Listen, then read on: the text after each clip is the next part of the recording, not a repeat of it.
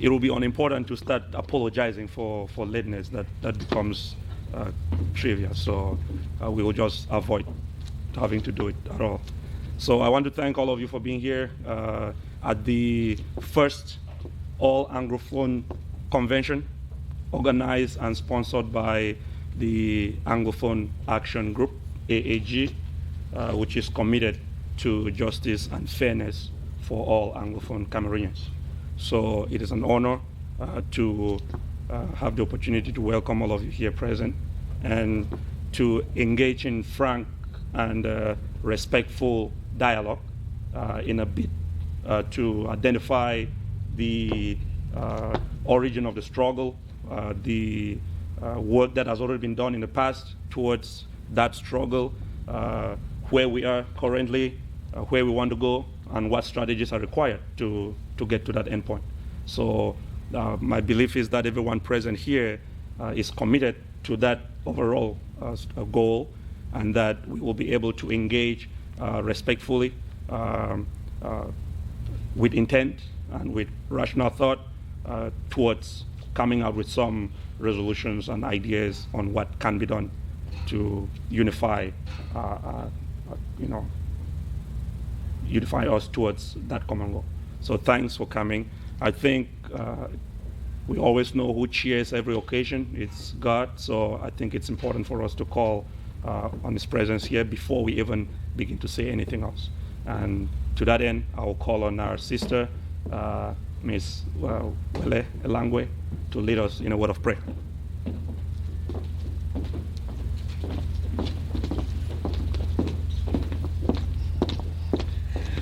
Thank you all for rising. I was going to ask that we rise, but I see we're all already on our feet. So shall we pray?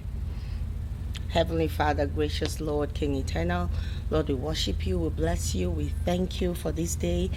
We thank you for your grace, we thank you for your faithfulness, we thank you for your protection, and we thank you for life. We thank you for bringing us together here. You said in your word, where 2 or 3 are gathered, you're in their midst, so we know you're here with us today. We invite you and we thank you for your presence. Lord, we acknowledge we are sinners, and we know we are not even worthy to be before you today, but we know you're a faithful God, and we ask for your mercy. Father, we commit this day into your hands. We thank you for traveling mercies for everyone who's gathered here today. We thank you especially for our speakers. We thank you for blessing everybody with good health and bringing us here together. Father, I pray in a special way for boldness and clarity upon our speakers today. I pray that they may deliver their message effectively, as you said in Colossians, and it will reach the target audience and hit the mark. Father, I pray that you be with us all. For those who are still on their way, I pray you send them here safe. I pray that this communion and this gathering, this fellowship will be all to your glory. Thank you, Jesus, for being with us, and thank you for answered prayers. In Jesus' name I've prayed. Amen. Amen. Thank you very, very much, Ms. Langwe. Thank you for that. And without any further ado, I think it's time for us to start now that we have called on the presence of God. First, let's take the opportunity to welcome our guest speakers today, some who have traveled distances and crossed rivers and seas and oceans to be here to contribute to this dialogue. I'll begin with, from the my left, which is the right of the sitting panel, with Professor Carlson Anyangwe, who has traveled all the way from South Africa to be here to contribute. I'm sure most people are familiar with the work that he's done in relation to this fight from time past to the present. So we will hear more from him when his speaking position comes up and when we get to the panel discussion. We also have in our midst, thank you. We also have in our midst Dr. Simon Moonzu, and he's somebody that needs no introduction as well. He has traveled all the way from Cameroon to be here. We are also very familiar with the work that he's done in the past towards this struggle, and continues to do, same as Professor Carlson Anyangwe, and we are glad to have him here. So thank you for accepting to be here with us. Appreciate it. And then we have also Mr. Rufus Takang from Boston, representing the Boston Consortium, a highly regarded group of Cameroonians that is working very dedicatedly towards this struggle, and he's here as well to represent that point of view, and we are very, very happy to have him in our midst. And for the rest of us who have traveled from far and near to be here to contribute to that discourse, let's thank ourselves as well. All right, so to proceed, I will, according to the program, which was supposed to start earlier, as we know, we will introduce the members of the executive of the Anglophone Action Group, AAG, after which the coordinator of the group will then give his welcome address. And after that welcome address, we will just go into the keynote by Dr. Moonzu on unity and resolve as we look to engage in this struggle. So at this time, I will call on all the executive members that are present to rise and come on up if you can. I'll call on the members of the organizing committee that have been very, very engaged in working to ensure that this convention works, that it holds, and that it's a success. I can see two of them sitting at the back. Please, would you rise? Yes. Come on up.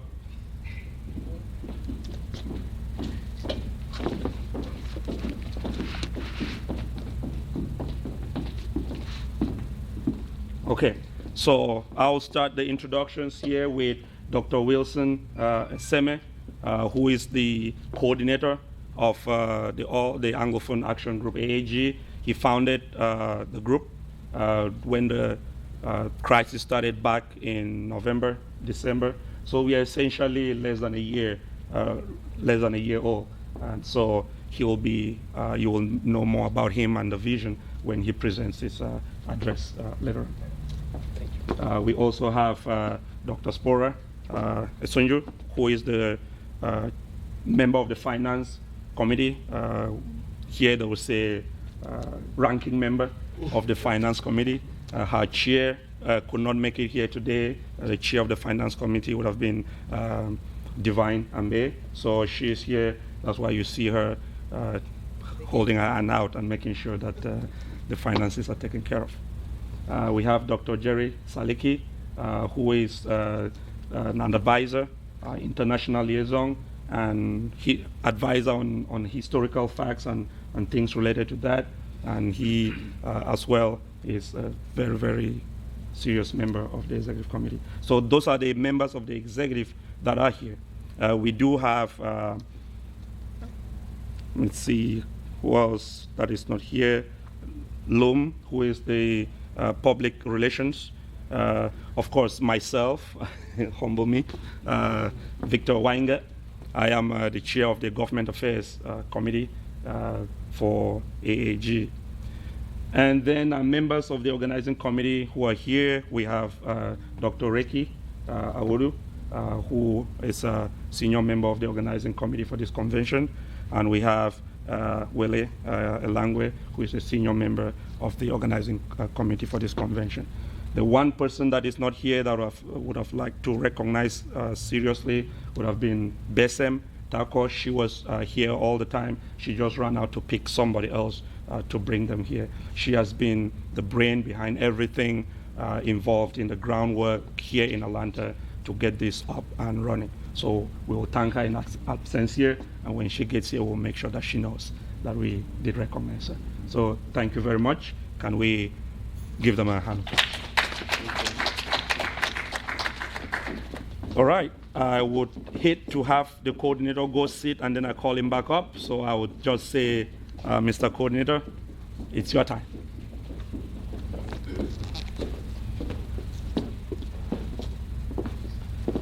Thank you very much, Victor, for the fine job that you've done. Ladies and gentlemen, welcome to Atlanta. A few months ago, if someone had told me that we were going to put together in one place a forum with the leaders of the different opinions in this struggle, I would have told you, nah, it's not possible. I would have told you we are too divided a people. I would have told you there is no way we can all come together as one big family. I would have said there is no way we can be united, and I would have been wrong. Today marks a new chapter in the history of this struggle. Today offers a chance for a new start, a do-over, a new beginning. If there's still anyone out there who thinks that we cannot come together as one people, well, today should be your answer. I want to, again, thank our special guest who traveled from Africa. Dr. Simon Moonzu is going to give the keynote address, and we really appreciate Dr. Moonzu for accepting this invitation and coming all the way from Limbe. Please, let's give Dr. Moonzu a hand of applause. Professor Kalsi Manyangwe, we are so thankful that you could make it. It's not easy to travel from Johannesburg to Atlanta, but you found time, and that tells us you are committed. So thank you, sir, for coming. Rufus Takang, when I spoke with you and asked you if you would be willing to attend this convention, you gave me your answer within minutes. We are so happy that you're here. Thanks for coming.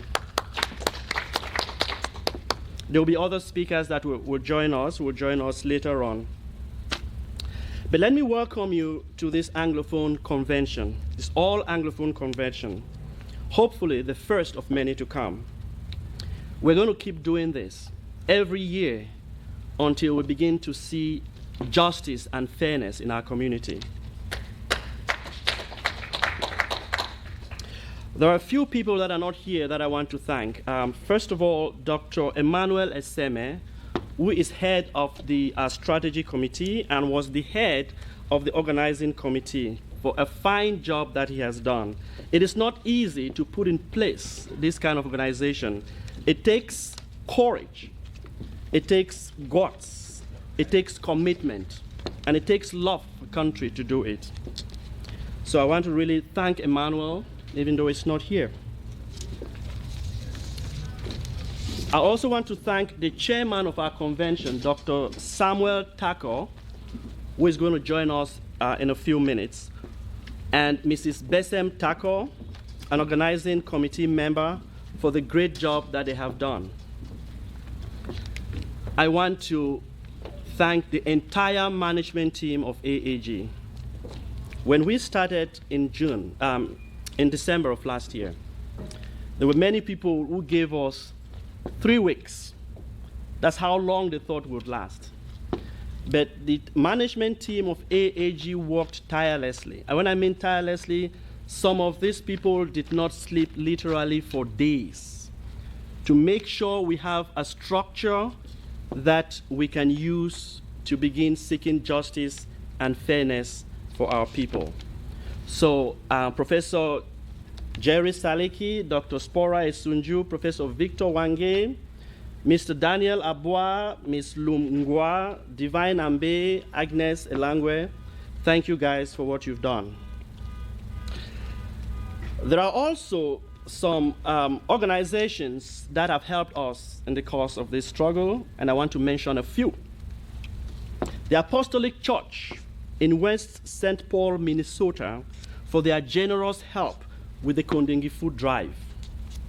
The Cameroonian Americans of Michigan Humanitarian Group for supporting us on a monthly basis with the Kondingi Food Drive as well. Cameroon Actionable Chat for their financial help with the Kondingi Food Drive. Cameroon Family of Tallahassee, Florida, also for their help with the Kondingi Food Drive. There are certain individuals who went above and beyond to show their commitment, and I want to mention these people. Mr. Tony Nyamboli, Chris McNane, Dr. Alan Tita, Dr. Philip Ndum, and Mr. Augustine Nkembu. I single out these people because there was a time when nobody believed we could even organize such a convention. They stepped up and they helped us. So I want to really recognize them and thank them for their commitment. Martin Luther King Jr. said, "The arc of the moral universe is long, but that it bends toward justice." So eventually, justice gets done. But if you want to see justice sooner, someone has to actively bend that arc. AAG seeks justice and fairness not only for Anglophone Cameroonians, but for all Cameroonians. Our fundamental mission is to see that all Cameroonians have equal opportunities. And the speakers that you see here have demonstrated the courage and the willingness to bend that arc of the moral universe to seek justice. Speaking truth to power is never easy. It is not the safest thing to do.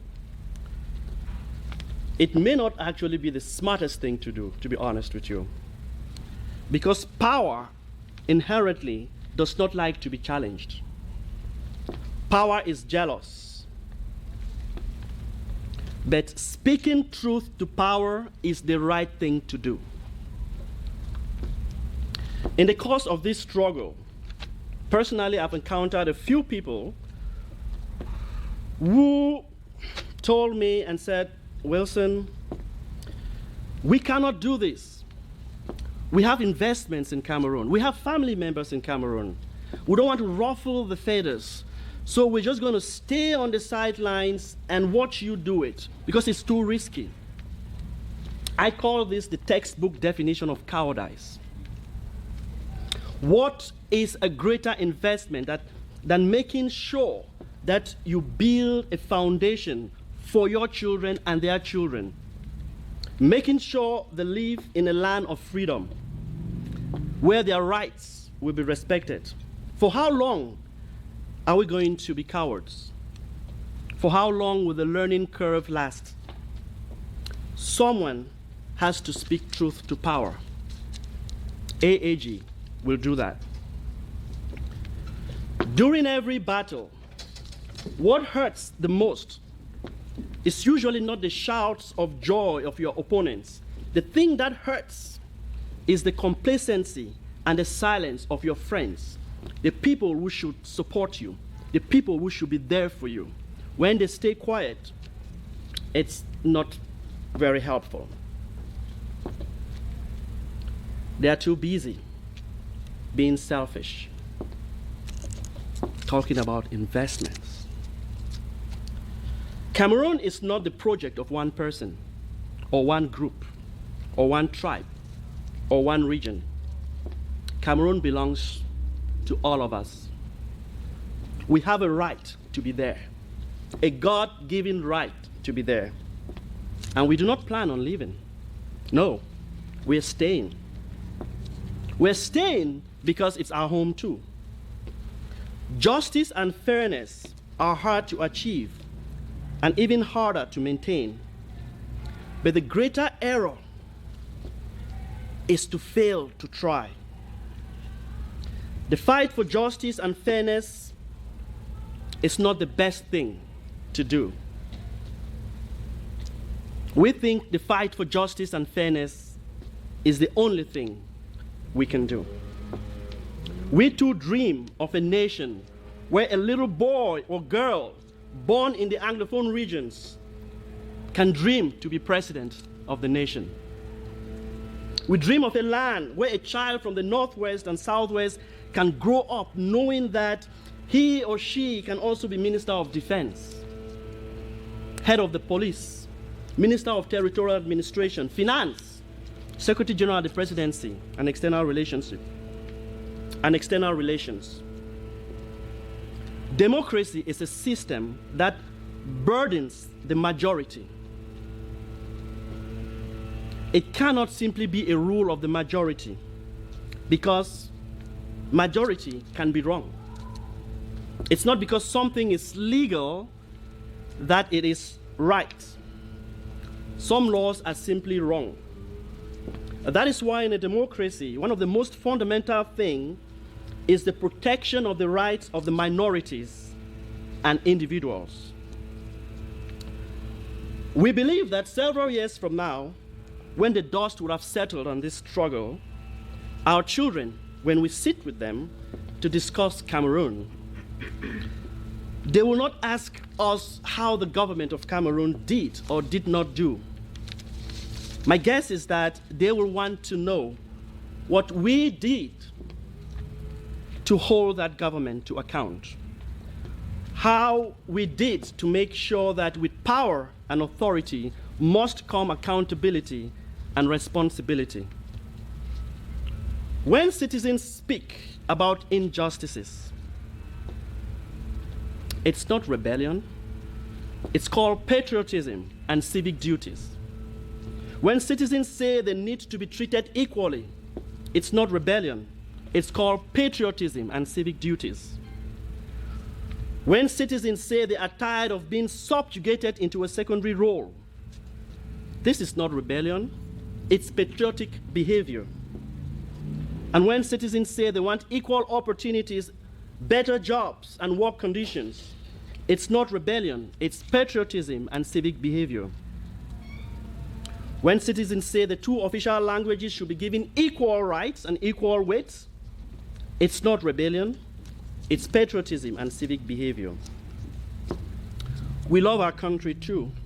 We just want to make it better, because we believe that the land is ours too. We too believe in a shining city on a hill. We want to make our lives better, and this will be our legacy. The question is, do we have the courage to bend that moral arc, to bend it toward justice? I think we do, and I think we should. There is nothing wrong in Cameroon that cannot be solved by what is right in Cameroon. And there are several things that are right in Cameroon. We are a stable and rich nation. We have natural resources. We are bilingual in French and English, and we are a really smart people. This is not an exaggeration. All over the world, Cameroonians are known for their excellence in the academia. We have one of the highest literacy rates in our region of the world. But there's one thing. There is one thing that has been an albatross around our necks. The elephant in the room that seems to suck the energy and deplete the energy of anything positive that we try to do. This evil is selfishness. Yes, as a people, we are collectively selfish. And there's no way to sugarcoat this one. There's no way we can slice or dice it. We are a collective selfish bunch, and our love for country is weak. Until we undergo a paradigm shift in our collective national conscience, we will not be able to address our problems. Our hope is that this convention begins the process of this long overdue national dialogue. I hereby declare open the first all-Anglophone convention in North America. May God bless the Anglophone Action Group, and may God bless Cameroon.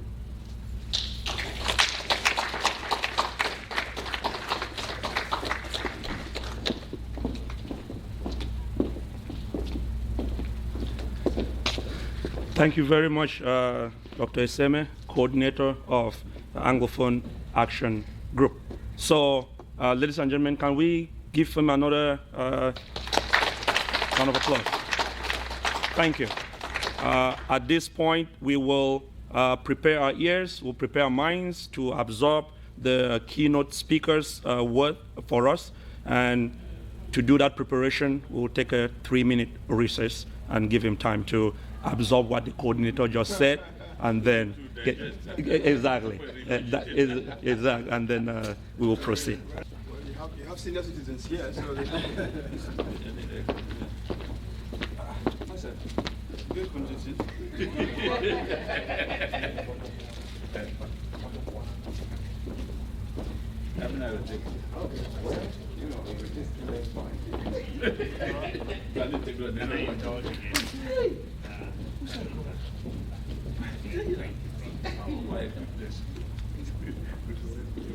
Okay, I think it's time to proceed.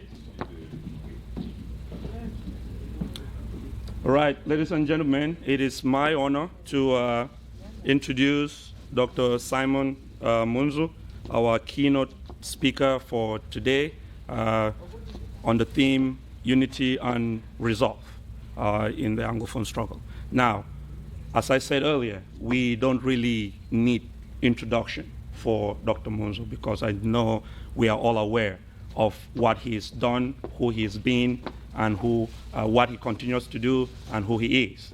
So I'll just give just a little brief things that we would like to hear. He's a Soban.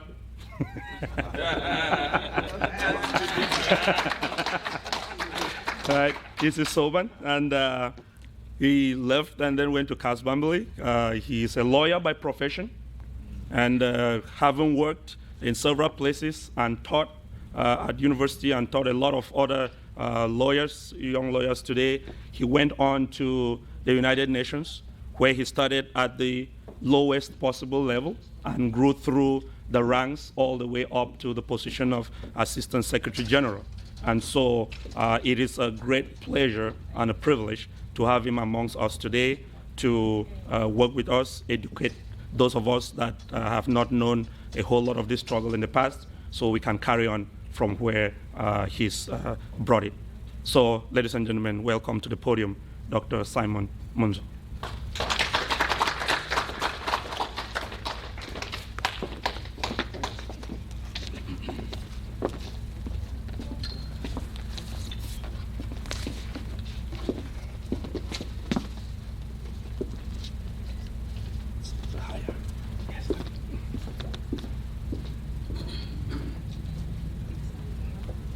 Thank you, moderator, for your kind introduction. I am, of course, delighted to be here. I wish also to thank the coordinator, members of the organizing committee, and the entire membership of the Anglophone Action Group for their gracious invitation for me to participate at this very important convention of the group and to deliver what has been listed as a keynote address. You may have something keynote from me, but it would not be an address. It would be remarks. So if you are open to a new concept, I will deliver a few keynote remarks at the opening of this convention. I salute your collective commitment to seeking solutions to the problems that beleaguer our country, especially those relating to the coexistence of the two entities that came together by the will of the population of Southern Cameroons, expressed in a plebiscite on the 11th of February 1961, look for solutions to the problems that have since arisen through peace and nonviolence. I therefore commend you for choosing this avenue to grapple with the Anglophone problem. around which this convention is held. I am especially pleased to share this platform with my good friend, Professor Carlson Anyangwe. And I understand also that Barrister Harmony Bobga will be joining us. It was announced that Mr. Larry Eyongacho would be amongst us. Perhaps he still will be. But I just want to say that the pleasure I feel in sharing this platform or podium with Carlson, Harmony, and Larry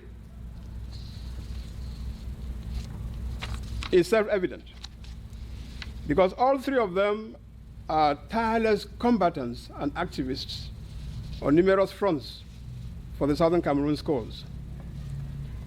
So, dear Carl, in the absence of Larry and Harmony, I deeply appreciate your acceptance of the invitation to attend this convention and to engage with all convention participants in a civilized crossing of ideas, not crossing of swords. I would have been surprised if in this great hall today there weren't ex-students of my Cameroonian alma mater, St. Joseph's College, Sasa, and the Cameroon College of Arts, Science and Technology, Bambeli, Bamenda. There certainly must be. May I therefore, with the permission of the moderator, allow myself the pleasure of inviting them, Sobans and ex-CAS Bambeli students present in this hall, if any, to stand up so that right where they are, I may salute them. Where are they? You see? You see? You see? Right. Thank you. I'm so proud of you. She abandoned everything that she had previously scheduled to do over this weekend in New York. She flew into Atlanta late last night to be part of this convention and to bring her father the assurances of love, warmth, and care. Ladies and gentlemen, my daughter, Tina Moonzu.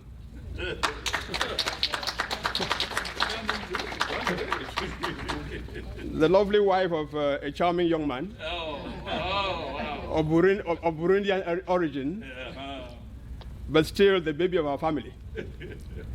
Thank you for being here, Ms. T. Thank you for coming.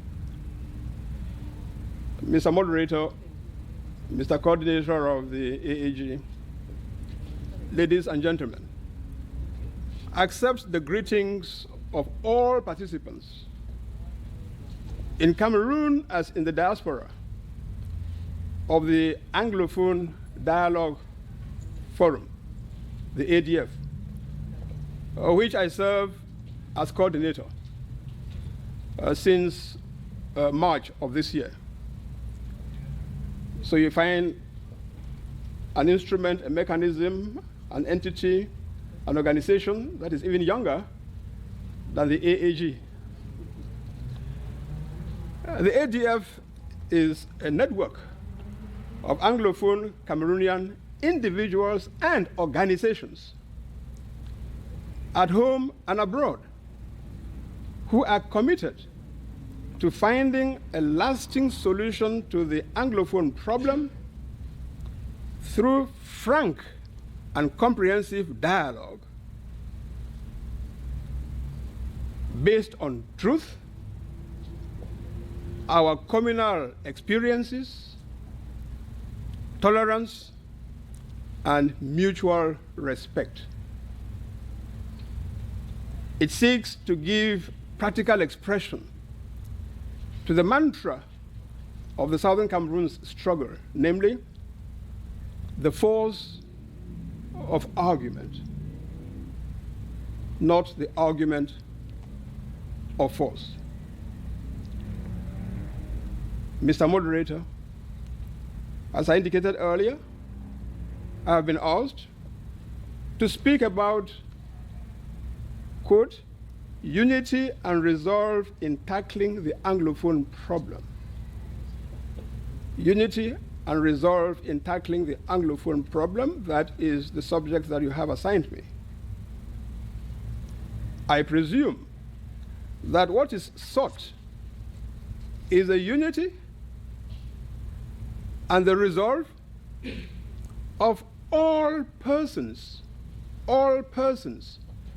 involved in the search for a definitive and comprehensive solution to this problem.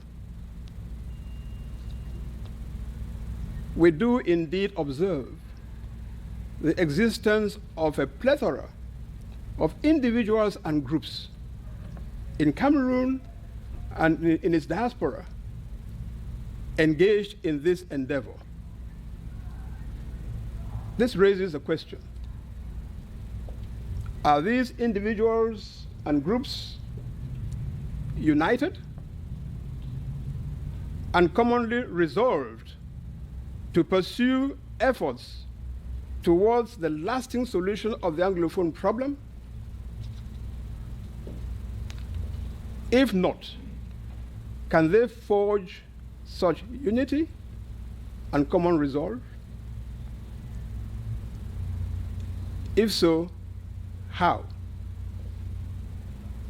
Such unity and resolve call, in my view, for a common agreement among all actors on the nature of the Anglophone problem and on the manner in which it should be tackled. We need to have a common vision, a common perception of the nature of the problem and of what we need to do to resolve it if we are going to be united, if we are going to be resolved in solving this problem, in tackling this problem. So when it comes to the nature of the problem, what is the Anglophone problem? I won't take up your time in this developing the answer to this question, because we all know, more or less, what it is.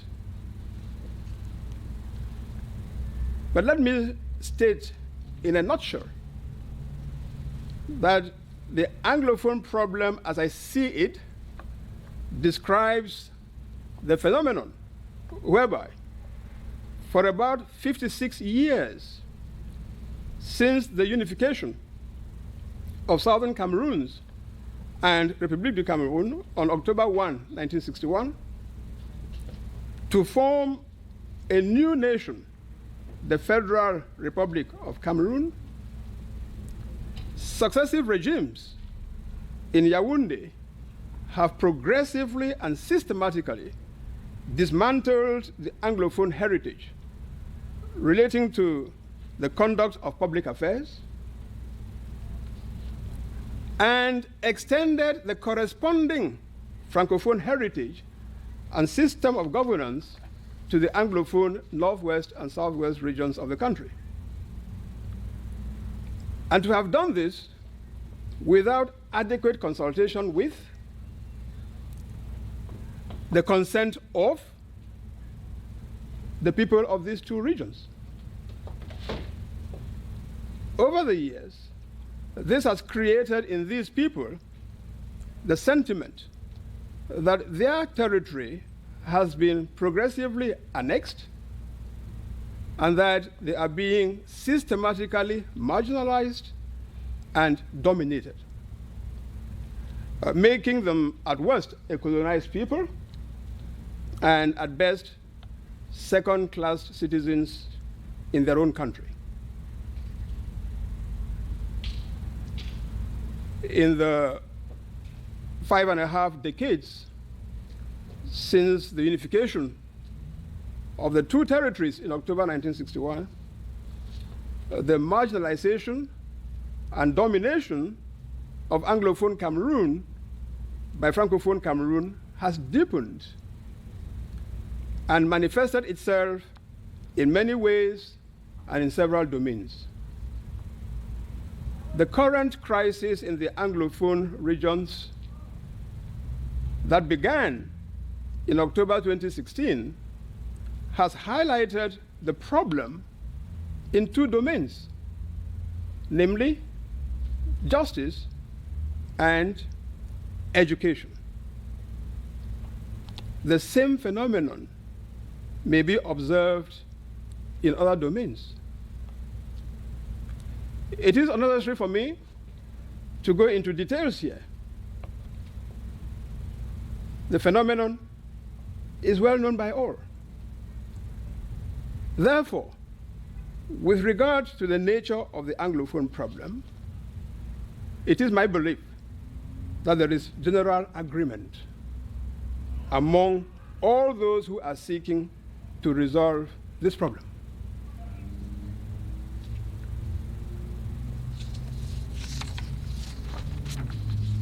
The problem, therefore, when it comes to unity and resolve, is to be found in the manner in which this problem should be tackled. And in that respect, it seems to me that there are two main approaches to tackling the Anglophone problem. One is to say that we put an end to the existence of the country Cameroon as we know it today. In other words, bring to an end the union that was entered into on the 1st of October 1961. Some will call that secession, others will call it separation. Some say the restoration of the statehood and sovereignty of Southern Cameroons. But at the end of the day, the bottom line is that this approach requires that we bring the Union of 1961 to an end. The other is to say that while acknowledging that the manner in which the Union has been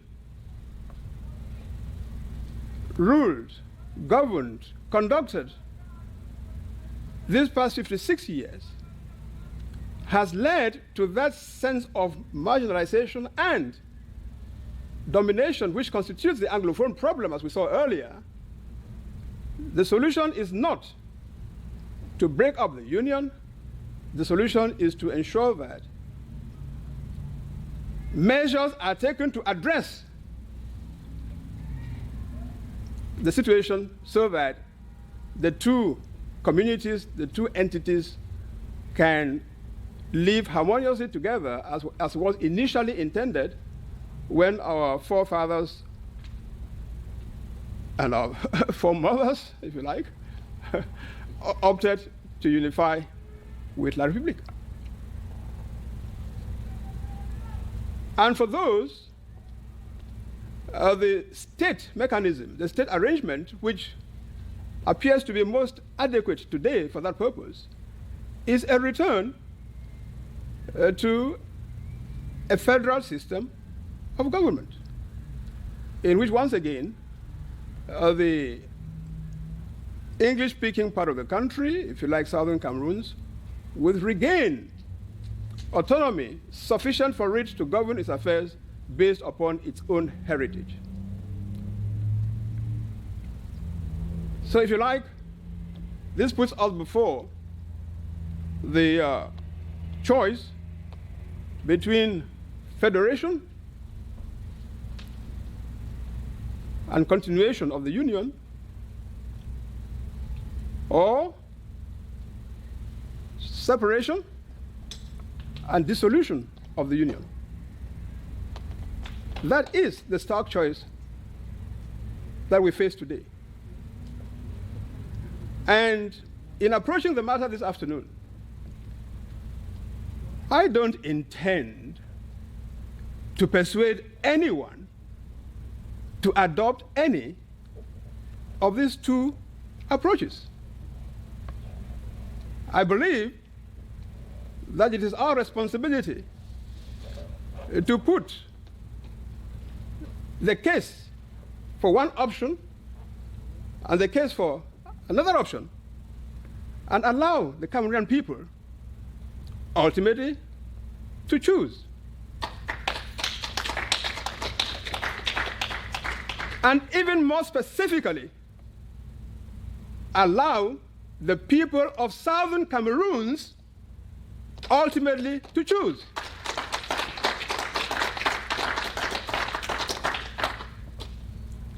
The proponents of one option and those of the other don't have the right to impose either of those options on the people. They have an obligation, a duty, to go before our people in this era and argue before our people the merits and demerits of one option or the other, taking into account the way in which our country has evolved these past 56 years. We can't approach this as if we had rolled the clock back to the 11th of February, 1961. For better or for worse, this union has existed. It has progressed. It has lived. And if we reconsider today the state of the union and which way it should go, it should be on the basis of a frank, comprehensive dialogue that allows us to examine it in detail and determine as a national community which way it should go. So I'm not standing here as an apologist for one option or the other. But I want us to examine together, at least in the short time that we have, the merits and demerits of either of these two options. I take the first option: secession, separation, restoration. Put an end to this, some say imperfect, some say illegal union.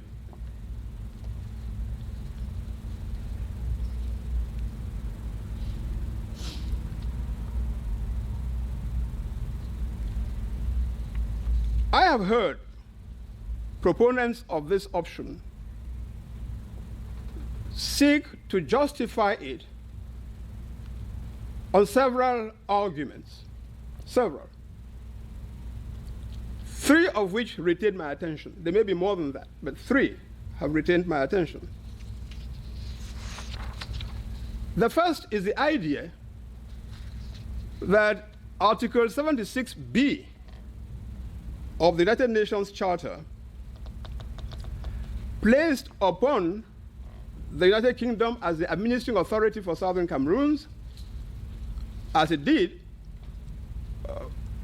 as did similar provisions upon other administering authorities of trust territories of the United Nations, placed upon that authority the responsibility to, I quote,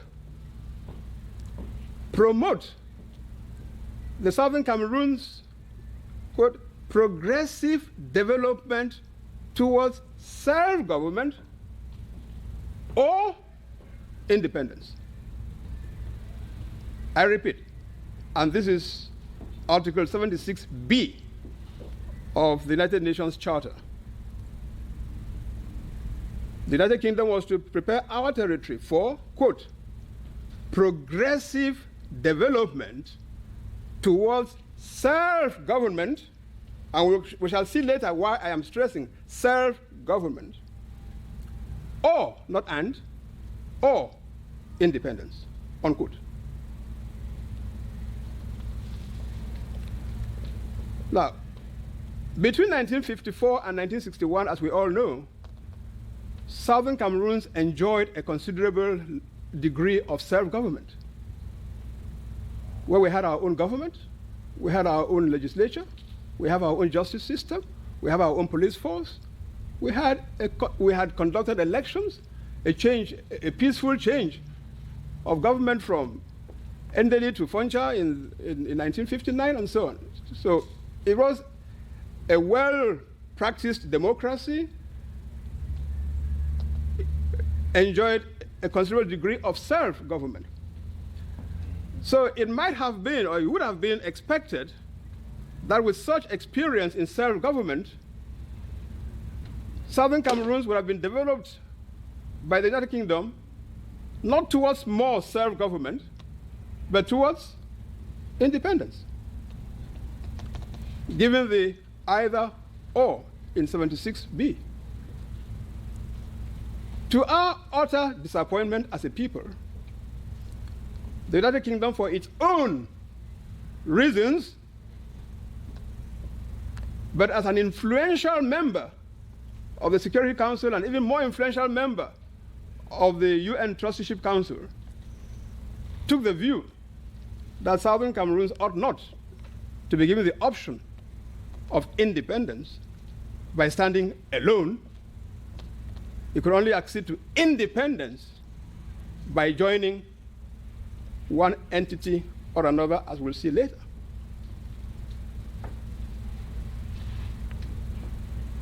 In that regard, we are entitled to be mad, to be hostile, to be indignant against the United Kingdom. But, again, as we'll see later, that morally objectionable treatment of the United Kingdom by the territory of Southern Cameroons was not illegal.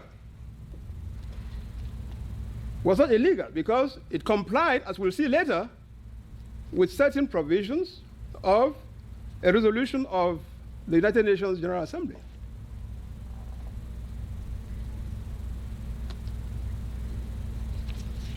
So when we are told that the United Kingdom and the United Nations did not apply Article 76B of the UN Charter, and that is the reason why we consider that Southern Cameroons has not had independence, so we must call back the UN and the United Kingdom as a government to finish their job. I'm afraid to say my position is no, this is not tenable because it does not correspond with the legal situation.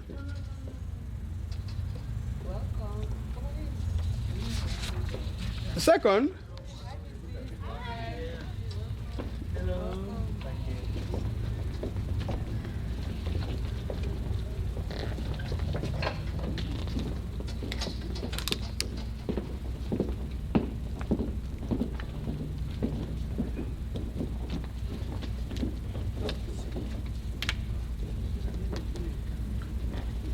and before I go to second, so let me just say, with respect to this same first one, that it turns out that in I'm looking at my notes here, that Article 88 of the Charter of the United Nations created an obligation on administering authorities of each trust territory. Each trust territory, which we were a trust territory. An obligation to make an annual report to the United Nations General Assembly on the political, economic, social, and educational advancement of the inhabitants of the territory. And Article 88 was applicable only in respect of trust territories. But you know that trust territories were not the only non-self-governing territories in the hands of colonizers. There were colonies. For example, while we were a trust territory, Nigeria was not a trust territory. Nigeria was a colony. While British Togoland was a trust territory, Ghana or Gold Coast was not a trust territory. It was a non-self-governing territory. While Tanganyika was a trust territory, Kenya was not a trust territory. It was a colony. The UN, therefore, in Article 73E of the Charter, introduced an obligation in respect of non-trust territories, which were not non-self-governing, corresponding to what it introduced under Article 88 with respect to trust territories. Now, in order to assist a colonizing power to determine whether a particular territory was non-self-governing, that's the expression, non-self-governing, for the purpose of creating this obligation to report, the United Nations General Assembly adopted Resolution 1541 of 15 December 1960. Now, in this resolution, the General Assembly set out what it called, and I quote, principles which should guide members in determining whether or not an obligation exists to transmit the information called for under Article 73E of the Charter. In other words, principles to guide member states of the UN in determining whether or not the territory over which they were exercising authority was non-self-governing. Okay? And one of these principles, principle number 6, stipulated, and I quote, a non-self-governing territory, please listen to this very carefully, a non-self-governing territory can be said to have reached a full measure of self-government.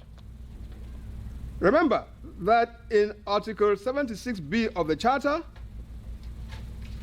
the responsibility of the colonizer was to prepare the territory for self-government or independence. And now we are told that a non-self-governing territory, such as Southern Cameroons at the time, can be said to have reached a full measure of self-government by 1. To be more exact, A, because that's what it says here. A, emergence as a sovereign independent state. Emergence as a sovereign independent state. B, free association with an independent state. Or C, integration with an independent state. So there were 3 modalities: full independence, association with an independent state, or integration with an independent state. And any one of those 3 modalities granted the territory concerned self-government. As I said earlier, it would have been better for our territory if the United Kingdom had chosen modality A, emergence as a sovereign independent state. For its own reasons, it deprives us of that and chose modality C, integration with an independent state. In our case, Nigeria or La République, and as it turned out, the plebiscite vote went in favor of La République.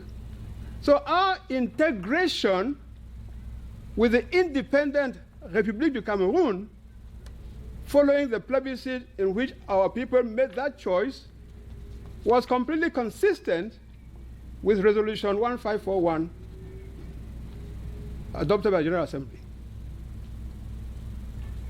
And that is why I consider it disingenuous today that we can come and say, we did not get independence, therefore the UN and the administrative authority of the United Kingdom acted in breach of Article 76B of the UN Charter and need to come back to complete their job.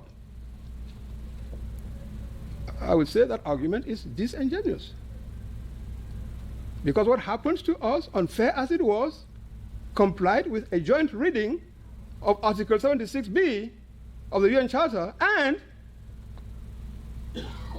Resolution 1541 indicating how states become independent or acquire self-government.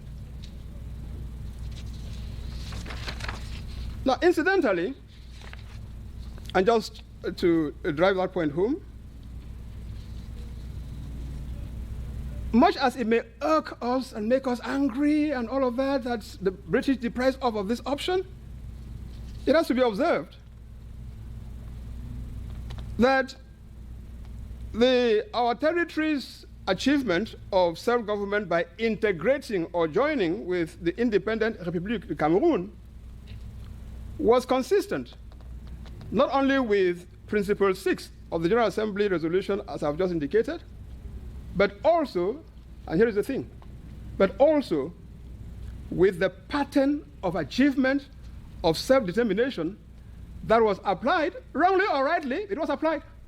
That was applied in respect of virtually all of the 11, I repeat, 11 United Nations Trust Territories, and we were a trust territory, whose administration was supervised until they achieved self-determination by the United Nations Trusteeship Council. For example, the United Nations Trust Territory of Togoland, administered by the United Kingdom like us, joined the former British colony of, guess what? Of Gold Coast. After the latter achieved independence in 1957 to form the Republic of Ghana. Where is British Togoland today? It's an integral part of Ghana.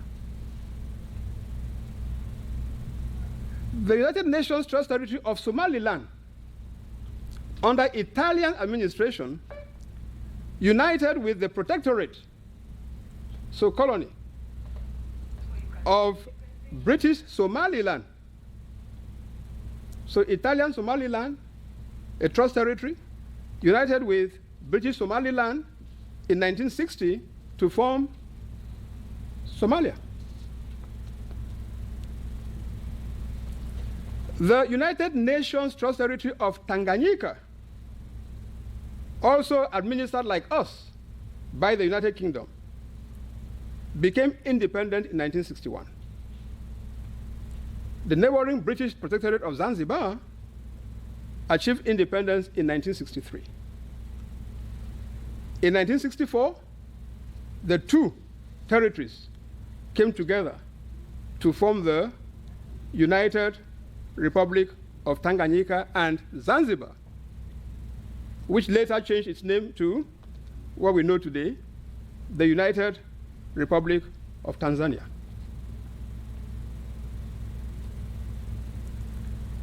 In 1975, the United Nations Trust Territory of New Guinea, administered, I repeat, trust territory like us, administered by Australia, as who were administered by the UK, united with the non-self-governing territory of Papua, also administered by Australia, to constitute the independent state of Papua New Guinea.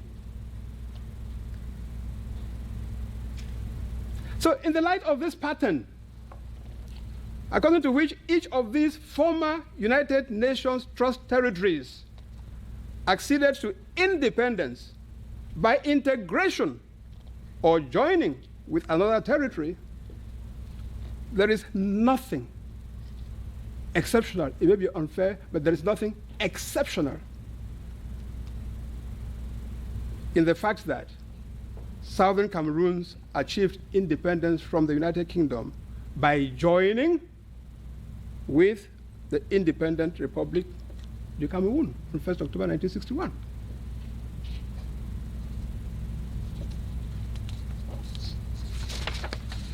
So that's for that first argument. The second argument that we hear is that the United Kingdom should have taken part in the Fumban Constitutional Conference of July 1961 because the UN Security Council had asked the government of the United Kingdom, the government of British Southern Cameroons, and La République du Cameroun to go and continue negotiations, conclude the agreement under which the decision of the choice made on the 11th of February was going to be given effect. And our people, or some of our commentators, say that, well, when you look at it, Fumban, the British were not there. They should have been there to accompany us, and because they were not there, they acted in breach of their obligation, and so on and so forth. There again, if you read the resolution 1608, it didn't impose upon the parties, but it asked the parties, you guys go and continue your discussions and negotiations, but make sure that you conclude your agreement in time for this territory to achieve independence by joining the Republic of Cameroon on 1st October 1961. So the resolution set the date for the independence of Southern Cameroon by joining. But it did not prescribe to the three parties concerned how often they should meet, where they should meet, at what level of representation, what results should come. So that's up to you. But you go, make sure that you complete whatever you're doing in time for this territory to join La République du Cameroun and so become independent on the 1st of October 1961. Just as in the same resolution, the General Assembly fixed the date of 1st of June 1961 for Northern Cameroons joining Nigeria.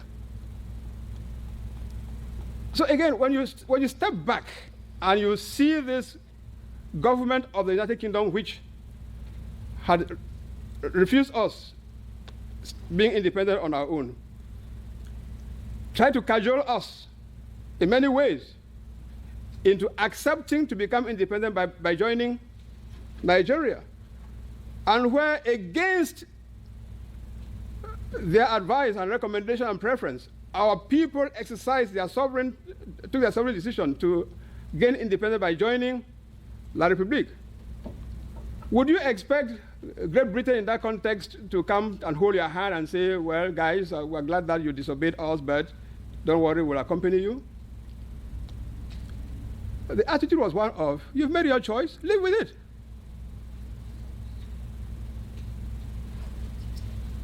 It was not illegal. It was not illegal.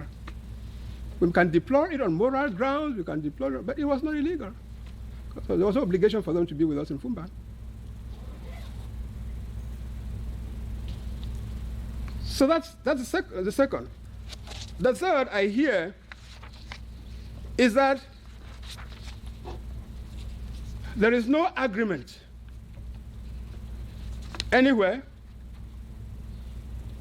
evidencing the terms on which the Republic of Cameroon and Southern Cameroons entered in this union. And that if there was such an agreement, it would have been registered with the UN Secretary General and published by the UN Secretary General as required by Article 102 of the United Nations Charter. And we are told that our diligent researchers have been everywhere. They've gone to the UN in search of this agreement, and they haven't found it registered anywhere. Conclusion: there is no agreement between La République du Cameroon and Southern Cameroons. Therefore, the union between the two, as it has existed these 56 years, is Njomba marriage. It is Njomba marriage. And therefore, we should end it and call the United Nations to come back so that we start and correct this thing and end the Njomba marriage and have a proper marriage eventually, if that's what we want. Now, all of that on the basis, supposedly, of Article 102 of the United Nations Charter. Now, here is what Article 102 of the United Nations Charter states, and I quote. It is, by the way, a relatively short article with just 2 paragraphs. Paragraph 1 says, and I quote, "Every treaty and every international agreement entered into by any member," I stress, any member of the United Nations, after the present charter comes into force, shall, as soon as possible, be registered with the Secretariat of the United Nations and published by it. Period. I repeat, every treaty and every international agreement entered into by any member of the United Nations after the present charter comes into force shall, as soon as possible, be registered with the Secretariat of the United Nations and published by it. That's all. Now comes paragraph 2. No party, and there again I am quoting, no party to any such treaty or international agreement which has not been registered in accordance with the provisions of paragraph 1 of this article, which we just read, may invoke that treaty or agreement before any organ of the United Nations. Closed. No party to any such treaty or international agreement which has not been registered in accordance with the provisions of paragraph 1 of this article may invoke that treaty or agreement before any organ of the United Nations. In other words, 1021 tells us what the parties have to do with the agreement. They register it, right? And it is published. 1022 tells us what happens if the parties don't do that. Right? Now, when it comes to 1021, It concerns treaties and international agreements entered into by members of the United Nations.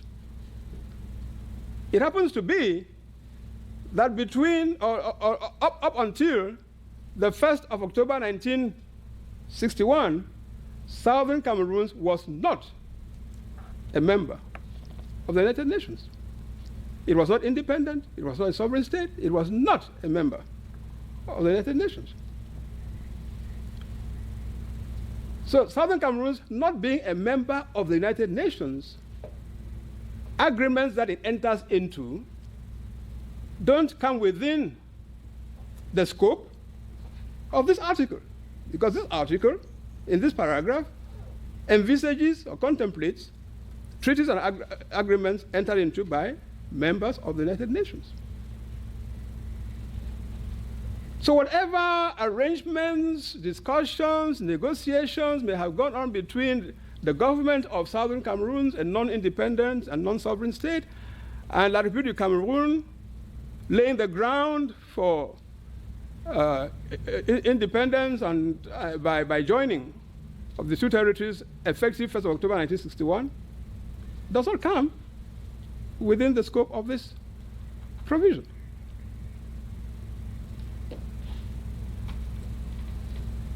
But even assuming, let us assume for the purpose of argument, and that only, because as I say, I don't see it applying, but let us assume for the purpose of argument that such an agreement entered within the scope of Article 102.1. What is the consequence of failure to register? It is not that the agreement becomes null and void between the parties. No. Between them, the agreement would continue to have force. The only consequence prescribed by 102, paragraph 2, is that none of the parties to that agreement can invoke such an agreement before any organ of the United Nations, period. So in our present situation, as we know it, is La République du Cameroun seeking to invoke any agreement concerning itself and Southern Cameroon before any organ of the United Nations? As we know it today. Is that what's happening? As we know it, especially if we Southern Cameroonians claim that such agreement does not exist because it hasn't been registered anywhere, are we Southern Cameroons trying to invoke such an agreement before any organ of the United Nations? So with neither La République nor Southern Cameroons seeking to invoke this agreement, whatever it may be, before any organ of the United Nations, where does 102.2 come into play?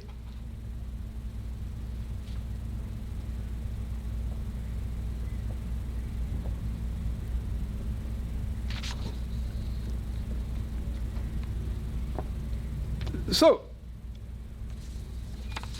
I, in the past, have expressed my skepticism about all this. Unfortunately, when you do that, you are tasked with all sorts of things. You are lambasted. So the social media condemn you. You have chopped bribe. You have become a beer man. You've this, you've that, and so on.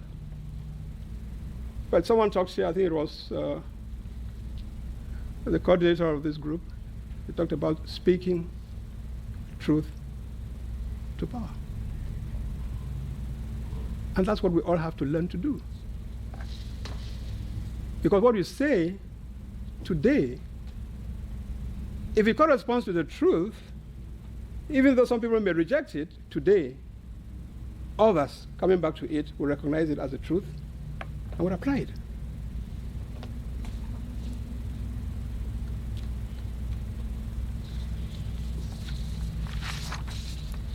Now, over and above all of that, we are told that now that the UN has not finished its job, we are going to go back to the International Court of Justice and sue La République and engage lawyers who will take our case to the International Court of Justice. We just need a country that will support us and take that case for us, etc., etc. Now, again, that raises the issue of the feasibility of redress through the United Nations. Let's not fool ourselves. And I've said this over and over again and attracted rotten eggs and tomatoes. What remains is missiles against me. But since it corresponds to what I believe in to be true, I will continue to say it. Please, let us not deceive our people into thinking that the solution to this problem will come through recourse to the United Nations or any other part of the international community. First, by maintaining the illusion that the UN will come in, you are sending the message to our people that the responsibility for getting out of this situation rests not with them, but with the international community. And so they can sit back and relax. The international community will come. It will not come. The responsibility for tackling this situation and resolving it rests with us, the Cameroonian people. We've got to mobilize. We've got to organize. We've got to project ourselves forward. Raise whatever hell we need to raise to resolve this question internally, because that is how the international community sees it. This is an internal domestic situation. You can send whatever number of delegations you want to go and deposit documents at the UN and all of that. We've been down that road before. We did that, Carl. We did that in 1994, right? With conviction. With conviction. And see what happened. What has happened. Because the truth of the matter is that, first of all, the international community has, forgive me for saying so, because we all consider our problem to be very, very serious. So how dare I even suggest that there are more serious problems in this world than ours? But the truth is that for the international community, there are more serious problems than ours. And when it comes to picking and choosing and prioritizing where they will commit their money and their resources, do you think the international community is just you and I sitting in this room? No. It involves committing personnel, even just to go and investigate. You send people on mission. It involves convening meetings of the Security Council. It involves a whole host of things which cost money, require personnel. And believe me, this our problem, put on the scale with other things happening around, forget it if you think that the UN is going to treat this as priority number one for them. They're not minimizing the problem, but they're saying, listen guys, that's your problem compared to what is happening in these other places. I beg you, we'll wait. We'll prioritize something else. So there is first that one, the pragmatic and operational constraint on UN intervention. There is that. But over and above that, there is the fact that if you read UN General Assembly Resolution 1608, which people quote all over the place, which was adopted by the General Assembly on the 21st of April 1961. Now, in that resolution, and it's a relatively short resolution. In that resolution, the General Assembly, one, highly appreciated the work of the United Nations Plebiscite Commissioner for Cameroons. So this was a guy who, at the head of a team, was sent to Southern Cameroons to conduct the plebiscite of 11th February 1961. And after his report has been received and the parties have been heard and the General Assembly is now considering what final resolution to take about the independence, granting independence to Southern Cameroons and ending the trusteeship agreement with the United Kingdom, in that resolution, again, go and read it. It's a short resolution. Even non-lawyers can understand it. The language is fairly forward and simple. The General Assembly, without ambiguity, indicated, number one, that it highly appreciated the work of the United Nations Plebiscite Commissioner for the Cameroons under United Kingdom administration and his staff. Number two, the General Assembly endorsed the result of the plebiscite of 11 February 1961, in which our people, by a substantial majority, decided to achieve independence by joining the Independent Republic of Cameroon. Number three, the General Assembly considered that the people of the Southern Cameroons have freely and secretly expressed their wishes with regard to their future. That they had made their decision, I quote, through a democratic process supervised by the United Nations. And that this decision should therefore be immediately implemented. On the basis of all of that, the Security Council, the General Assembly decided to terminate the trusteeship agreement of 13 December 1946 with respect to the Southern Cameroons on 1st October 1961 upon its joining the Republic of Cameroon.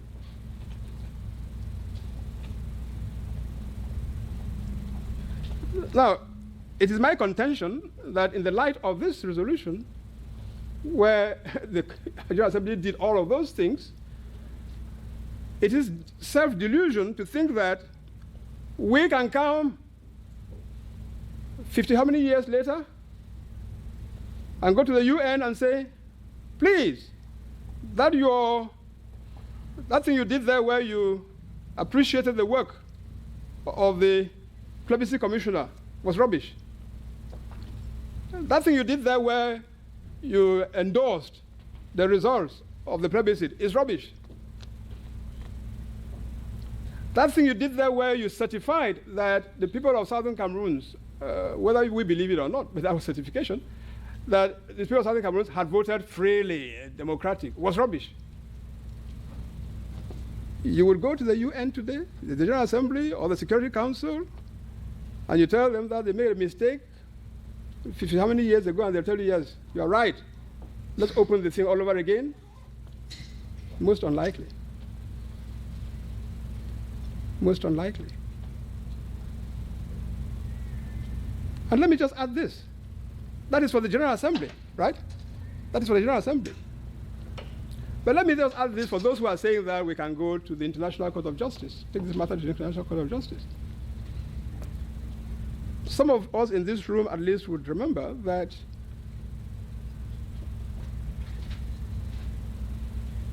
La République du Cameroun brought an action against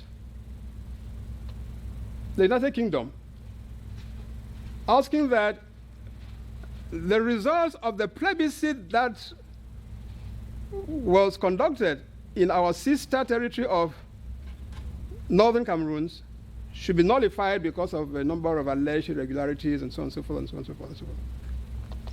And this was after the the General Assembly had adopted Resolution 1608, which I just read to you, which dealt with both the Northern Cameroons and the Southern Cameroons.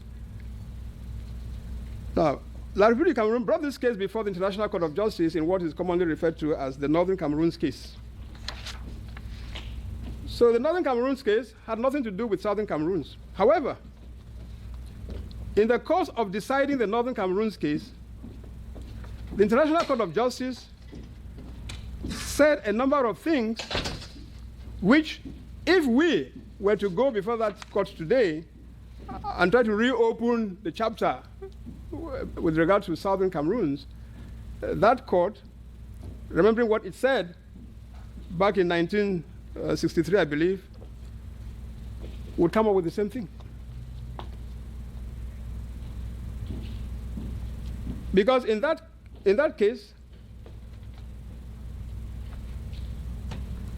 the International Court of Justice said that it did not have authority to reverse the decision of the General Assembly. In a nutshell, that is it. There is a lot more reasoning here, but let me cut it short.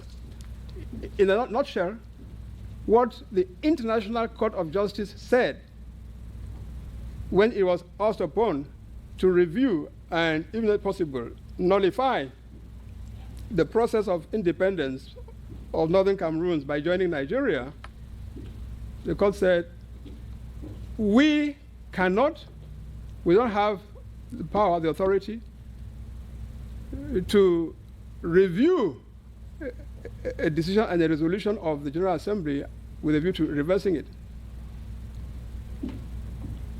You can be sure that today we'll get the same answer. And the court went on to say that, in any case, it is not in its interest or in anybody's interest to issue a judgment which cannot be enforced. Because, according to them, the mandate, in this case, in fact, not to be more technical, the trusteeship agreement with United Kingdom with respect to Northern Cameroon had been terminated. The United Kingdom was no longer, in the eyes of the ICJ, an administrative authority. The agreement had been, so there was neither an agreement because it had been terminated, and consequently there was no administrative authority because the United Kingdom has ceased to be an administrative authority. And the court took the view that even if it passed a judgment in these circumstances, that judgment would not be enforceable, it would be ineffective. There's no point therefore passing it. If the court could say that barely 3 years from the unification of Northern Cameroon and Nigeria, what do you think the court will say nearly 60 years later with respect to our own situation?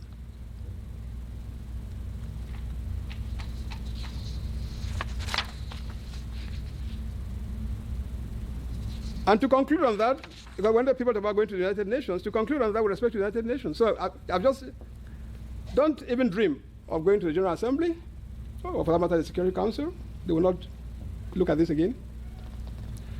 Don't even dream of going to the International Court of Justice. And now, don't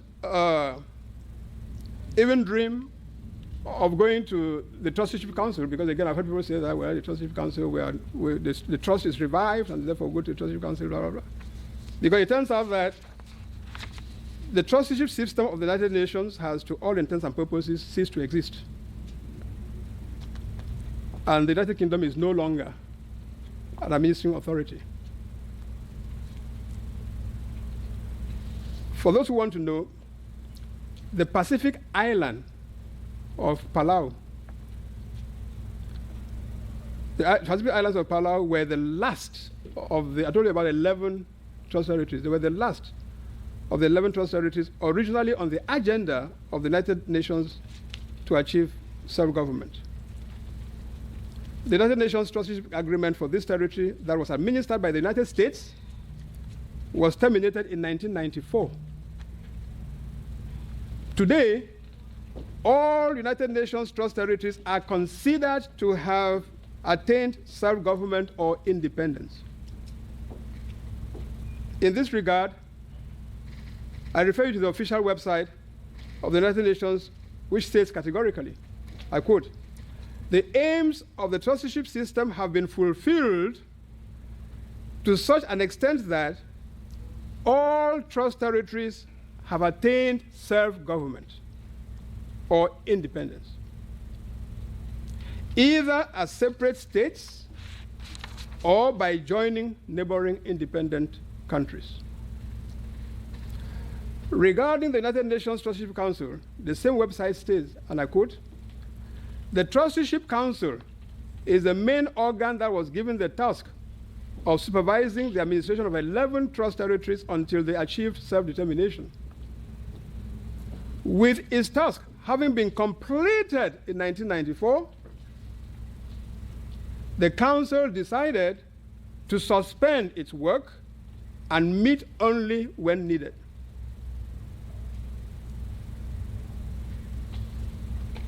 The same source tells us that, again I quote, the Trusteeship Council suspended operation on 1st November 1994 with the independence of Palau, the last remaining United Nations Trust territory, on 1st October 1994. By a resolution adopted on 25 May 1994, the Council amended its rules of procedure to drop the obligation to meet annually and agreed to meet as occasion required. By its decision or the decision of its president or at the request of a majority of members of the General Assembly or the Security Council. In other words, in addition to what we saw respecting the General Assembly, respecting the International Court of Justice, it turns out that the organ that was in charge of supervising the administration of trust territories, it's itself considered by the UN today as, to all intents and purposes, defunct. So, when I look at all of that, I am inclined, I may be wrong, but I am inclined when I see all of that to say that we should not leave the illusion that this problem is going to be resolved through the action of the United Nations. And that we should let our people understand that the burden of carrying this struggle to the finish rests with ourselves, not the United Nations. So in that context then, we come, and this will be more brief. I really wanted us to walk through all these other. Now, in the light of that, what do we make of the second option? The option of a return to federation that will require that we sit down around the dialogue table, we discuss, we let it be known how this thing has failed to work and what can be done to correct it, etc., etc. Now that option seems to me to be feasible. Up to now it has been stultified only by the stubbornness of a regime which by its nature and its modus operandi never pay attention to the wishes of citizens. But what this crisis has shown is that stubborn regime can be vulnerable in the face of the determination of the population. So what we need to do is to prepare our population to step up its capacity for holding this regime to account. So is it our inability, our own sense of inability to do that is holding us back? Because the population has shown that it is willing.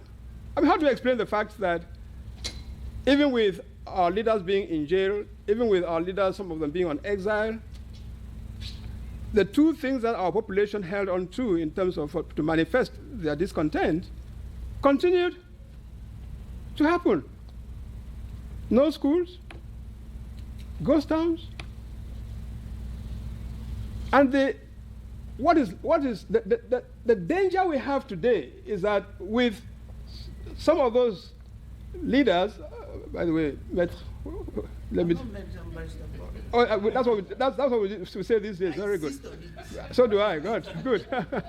Anyway, so Barrister, by the way, I take that to acknowledge your presence that we had done before you came. But I mean, with people like Barrister Bobga out here,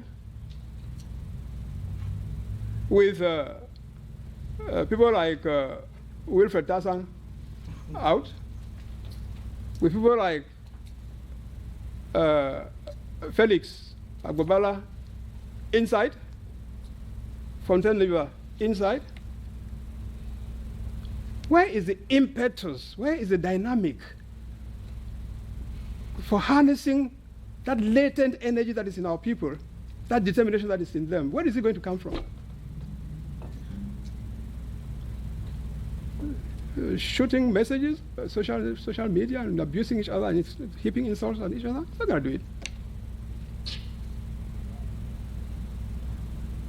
And we're not going to do it either by taking the attitude that, well, there is no government here, that government is rotten, you don't do business with them, if you do, you are a slave to them, blah, blah, blah.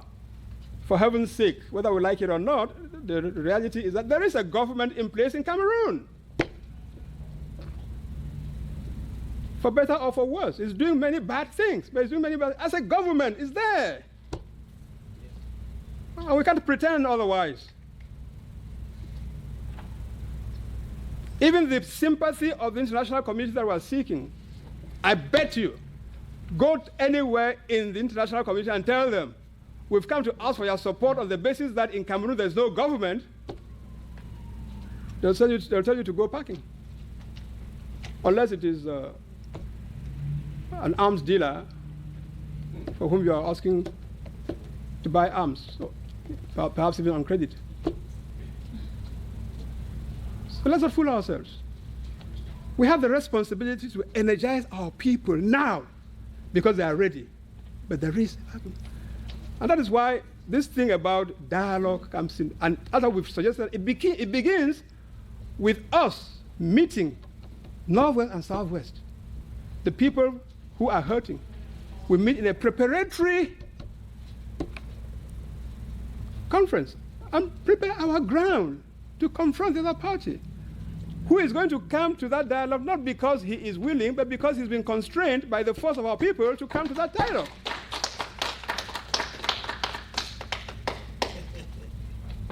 It is not the UN that got Mr. Biya to accept, even the second who he did, the tripartite conference of 1991. He took advantage of the fact that this was his first experience. Those who were the opposition leaders who were into it, he took advantage and derailed the objective of that. But no one can deny. And again, Professor Anyangwe and I attended that tripartite conference. Him as an independent personality. I think Carl is looking at me. As everybody knew, he was a founding member of the SDF, but he attended as an independent personality. You know, so we attended that, and victory was scored. But take advantage of, again, this kind of disunity, the element of who is going to get more of a cake, who is accusing whom, blah, blah, blah. They moved in there, bamboozled the entire thing, and derailed it. Otherwise, a revolution, a proper one, would have occurred in Cameroon through the convening of that tripartite conference. It may well be that our people have learned a lesson. I hope so. And that today we can do it differently. So we've got to try. Now, to end then, given these two alternatives, how are we supposed to unite? How are we supposed to resolve?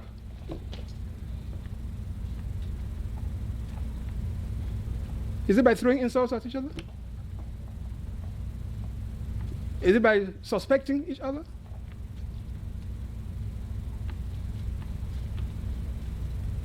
Or is there a willingness for the leaders of these various to say, all right, let's get together, forget and let's actually resolve to tackle this matter together as a united front, but a front that is united, not because a number of people have said, okay, now we can't have a common thing, so, but let's have everybody together. So you go and you create something like, excuse me for saying so, when I see the abbreviation SCACUF, and when I learned that SCACUF stands for Southern Cameroons Ambazonia Consortium United Front, I said, oh my God, what kind of unity is that? If Southern Cameroon, which I presume stands for Southern Cameroon's National Council, is to stay in there with its own pedigree, and Ambazonia is to stay in there with its own pedigree, to the point that these days I see when they even write, they say Southern Cameroon stroke Ambazonia. Come on, make up our mind. So we at least have an objective basis for the appellation Southern Cameroons. As a country, as a territory which we say was internationally recognized. But when we say Southern Cameroon stroke Ambazonia, Ambazonia was simply tiptoeing to people who are inventing that for their own purpose. Okay? But be that as it may, you say this is Southern Cameroon's Ambazonia Consortium, which I presume is a reference to the consortium that was steering the present situation in Cameroon. Wait a minute. What kind of unity are we expecting to create there? We had better define a purpose, define an objective, agree on that objective, work out a strategy for achieving that objective, and let that be the basis of our unity and our resolve. It's not by a hodgepodge of, well, let me accommodate you. Simon Moonzu comes with ADF. They say, well, let's make room for him. SMA comes with BDC. They say, let's make room for him. And then, because we are unable in terms of rigorous analysis, acceptance of facts, we are unable to do this. We prefer to avoid confrontation of ideas, confrontation of analysis, which will lead us to something common. When you adopt a policy in common, it doesn't mean that you don't make concessions. Everybody's not going to get their part of it, but there gets a point where all of you have to say, yes, this represents the consensus, and this consensus is what we are all going to pursue, and this consensus represents the basis for our unity and our resolve. As at now, my reading of the situation is that that does not exist. But that we need, and I suppose that was the intention of the organizers of this, we need to work towards that. And the Anglophone Dialogue Forum, which we describe as a network of individuals and organizations who are committed. Well, we're not an organization in that sense, just a network of people, individuals. We would come forward and join forces with anyone who wants to have this approach. Otherwise, it will have to be that each one goes their own way, but that each one is allowed access within the Southern Cameroon community to put their case and let the people of Southern Cameroon decide. Not that some individuals sit down and dictate for our people. Because there are some people, when I read some of the things flying around, I wrote to one of them, I think yesterday or the day before, I said, listen, I think you and the regime which you say is your enemy have two things in common. One is that you both appear to be afraid of dialogue. And the other is that you claim to speak for the people while avoiding to provide the medium, the occasion where the people meet and express themselves so that you hear their real will. You don't sit on your own and you say, our people want this, our people. When did you consult them? When did they tell you that? So, dear friends, that is what I had to say in this very short 27 minutes.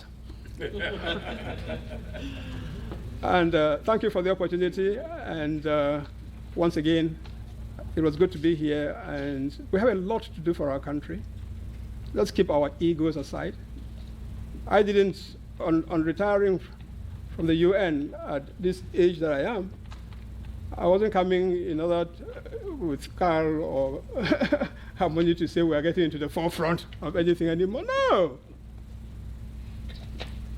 we are into this by force of circumstance. I mean, I would be quite happy to see that the young Turks of today take over what we started in 1993, 1994. And before us, there were others, the Cameroon Anglophone movement, the Free West Cameroon movement. In fact, when we met in Buea for the AAC, it was indeed for the purpose of trying to bring together all these various currents. They existed already. So there's something new here for young liberators of today to make it look as if they were the ones inventing the wheel. They should have the decency and the modesty to listen to us, not because we are old, but because we have a brain. Because our brains are still working, and they ought to thank God for it, for us. So we will be, whether in the foreground or in the background, we are there, or in the middle, we are there to work with you, support you, prop you. And so I end by thanking you very much for doing what you're doing. You are all professional people.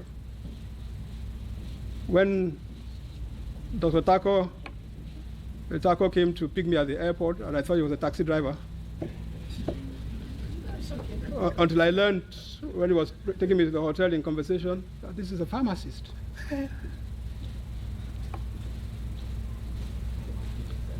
When I saw the list of members of the executive and all of that, I said, wow, doctor, are there any patients left in that country? So you are professional men. You're not getting anything for what you're doing. And that's why it hurts me personally when I read things which tend to suggest that in our milieu, we cannot do things without creating the impression that you're expecting something in return. But here you are, giving up days of work, flying all these distances in order to support and fight for a cause out of which you don't stand to gain anything directly, but you at least get the satisfaction that when the moment came, you stood up for your people, and that the consequence of what you do may inure to the benefit not only of those who are with you here today, but also for the generations of tomorrow. Thank you very much. Mind-opening discussion, presentation there. And I'm sure many of you, like me, I can quote a few UN resolutions now. With an understanding of what they really mean. That's the key part, with an understanding of what they really mean and mean to say. So thank you very much. We appreciate that. By the way, we know that at the end of the individual presentations, we will have the panel discussion where the rest of us will get a chance to explore all of what they say and many other things in detail. And so we'll still get to hear from him again later. So prepare your questions and be ready to participate when that time comes. So thanks again. We will just move straight on. And fortunately, Barrister Bobga got in and is ready to go. He doesn't need a 3-minute recess. So we'll just go ahead and Not a senior citizen. yeah. We'll just go ahead and introduce him. You're getting there. Okay. So, him being involved in the recent struggle that has metastasized to the current level, I'm sure that most of us know about him, and we know his credentials. So I'm just going to pick again just a few things to mention about him before I call him up to the podium. And I think one of those things is that I think he's a Soban too. Yeah. Exactly. So somehow the Sobans were acknowledged in the house, so I just wanted to make sure. Discrimination here. What do you guys mean? No, this is not the problem. Federal bilingual. So, and Barrister Bobga, from, of course, the title you would recognize, is also a lawyer by profession. He operated his own private law firm in Bamenda. But one of the key things that puts him right in the midst of the struggle is that he was right there at the beginning of the current struggle, right? He has been there in the past fighting the struggle, but the struggle that exists now, that started back in October, September of last year, he was right there at the forefront as the leader of the Northwest Lawyers Association, and eventually an integral part of the civil society consortium that was charged with directing the efforts of the struggle into a single channel. And so circumstances insisted that he be around us, and he took those circumstances and took the chance, and he very humbly agreed to be here to share his perspective on that struggle and our struggle in general, and provide us another opportunity, another angle from which to take a look at the problem. So I'll invite Barrister Harmony Bobga to the podium.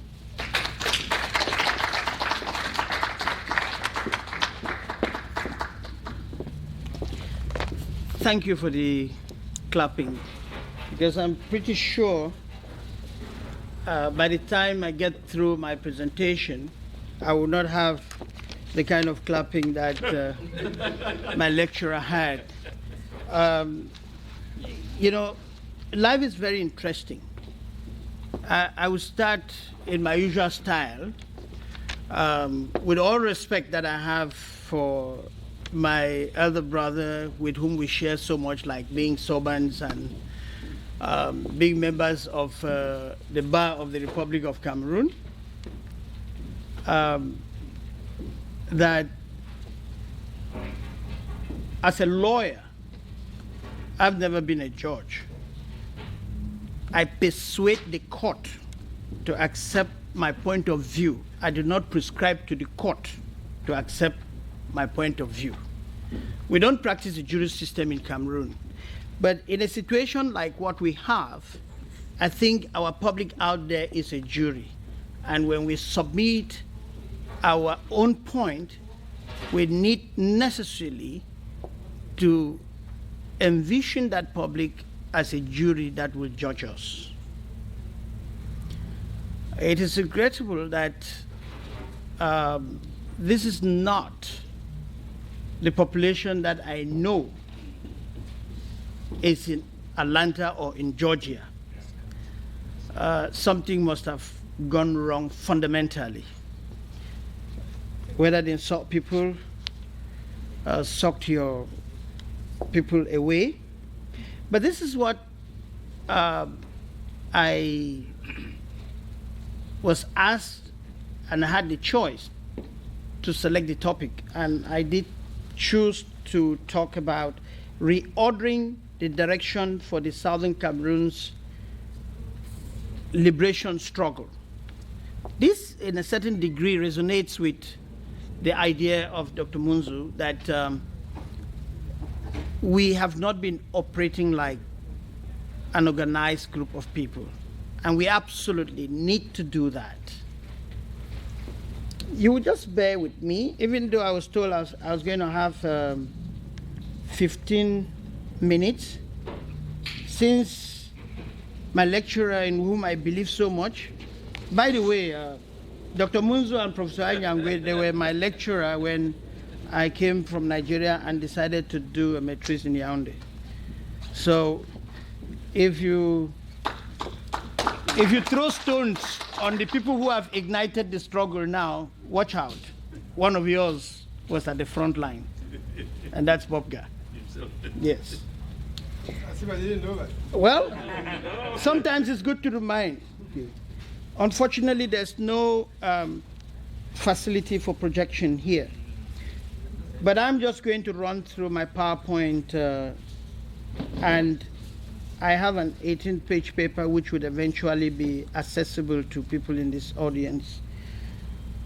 The first question I ask is, by way of introduction, is why is there a need for reordering the struggle? Just as Skakuf has been indicted,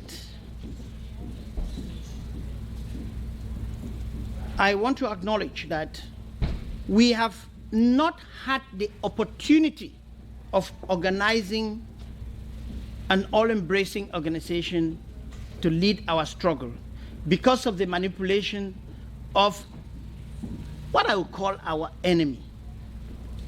And it is now absolutely necessary. Let me forget about home. The United States, in terms of the human and material resources that we have here, is critical. Whether you go by my own objective or you go by Dr. Moonzu's own objective, you need to be able to organize the Southern Cameroonians in North America, because as we speak, they are more disorganized than the people who are at home listening to different groups. We need absolutely to do that. These are the things that I identify primarily are either absent or wrong, which we need to fix. Again, he mentioned something I agreed with. What are we fighting for in this struggle? I want, with all due respect, to suggest that it is not yet absolutely the federation that Dr. Moonzu stands for. It might not necessarily be the independent state of Southern Cameroon that I stand for. So we need to come to the dialogue table and agree what are we fighting for, without any of us taking the disposition to prescribe to the order. And when I say this, I listen very keenly. These were the two of my best lecturers, because I really gave them a challenge. I was the first to come from outside the country and do maîtrise in your Yaoundé University, as it was at the time. And one of the things I am very worried about is that we make references to the trust territory and so on. I did not hear a reference to Sudan. Sudan, South Sudan itself, was never a separate part of the larger Sudan. But notwithstanding the problems they have, today it's an independent country. So the question of seeking independence is not exclusively through the channels prescribed by the United Nations. I did not also hear any reference to neocolonialism directly, but I could infer from what we should not expect from the International Court of Justice, from the Security Council, from the Secretariat of the United Nations, that when those people take their position, you cannot change it. And a rat does not fight with the elephant. But interestingly, I have seen where mosquitoes have killed elephants. I just want to reset those fallouts from the thinking that you are coming from. Of course, the celebration of the fact that we have mines, well-developed mines out in North America here, and that's my focus. We need to harness those resources in order to make sure that we have a clarity of the points that we want to embark upon. And this will help us to reconceptualize this struggle, determine the modus of engagement, design a management process or system for the struggle, and put in place a monitoring and evaluation and control system that would help us check ourselves from time to time whether we are going right or not. When I talk about redefining the liberation struggle, I've already mentioned that this conference actually is federation versus independent statehood. But because we are one people, and to succeed in any of these agendas, we must agree on a common objective. And at least I shared that with Dr. Moonzu. Now, I would not take you all over again on the case for the federal option. So let me complete the picture of the framework of the debate with the case for independence option.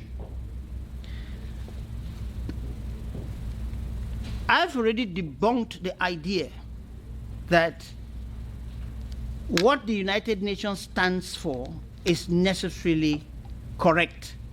And I've cited just one example, South Sudan, that even if we were an integral part of the Republic of Cameroon, and for good reason, like we're culturally different, we could say no. We are dismembering ourselves. But I'm not stopping there. I want to also make one point clear, that the history of Southern Cameroon is a history that is not yet fully written. There are lots of things that I know and that most of the elders we have know, but they can't talk because we live, not only us Southern Cameroonians, but the citizens of the Republic of Cameroon, they live under a corrosive dictatorship where the right to debate, the right to freedom of expression is totally absent. I give you something by way of reply and information. It is true, the United Nations said, you go and have your discussion and establish the modalities of your union, and maybe that is why the United Kingdom backed off. But let me say this. The United Kingdom had its neo-colonial agenda that they wanted to pass through our accession to independence. That is why they created two alternatives. And it must be remembered that Bobga sent a telegram while Foncha and the others were in the United Nations and told them, you insist on the third option. The children of Bobga are living, and the elders in my family, police officers who witnessed this event, told me. So this is part of the unwritten history. And since history is built sometimes on oral tradition, it has not been written, but it is being written now. And those who say it are not adventurers. They're not dreamers. They're dealing with hard facts collected from people who lived the occasion. Let me move a little fast. Most of you might not have had the opportunity of reading the memoirs of the late Honorable N.N. Bile. I have bought 4 copies of that book, and today I don't have one.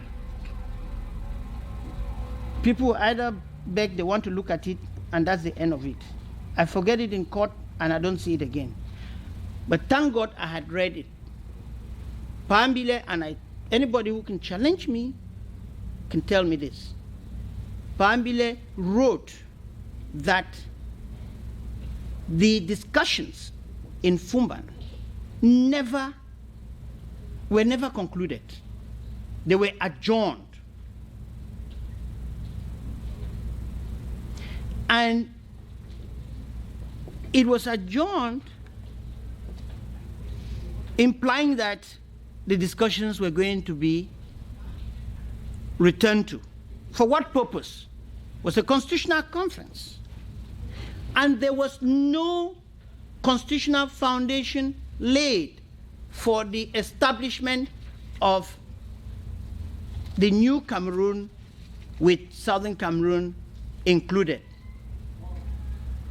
Very significantly, and my sources come from Boya, one of my classmates dug into the archives of his late father and confirmed what I had heard through investigation. On the 30th of October, 1961, the eve of the date projected by the United Nations for the independence of Southern Cameroon, there was a farewell ceremony at Tico Airport. On this occasion, the British ambassador to the newly independent Republic of Cameroon, accompanied by the President of the Republic of Cameroon, the first president, Amadou Ahidjo, came down to Tico Airport to bid the British administrators and the British soldiers farewell.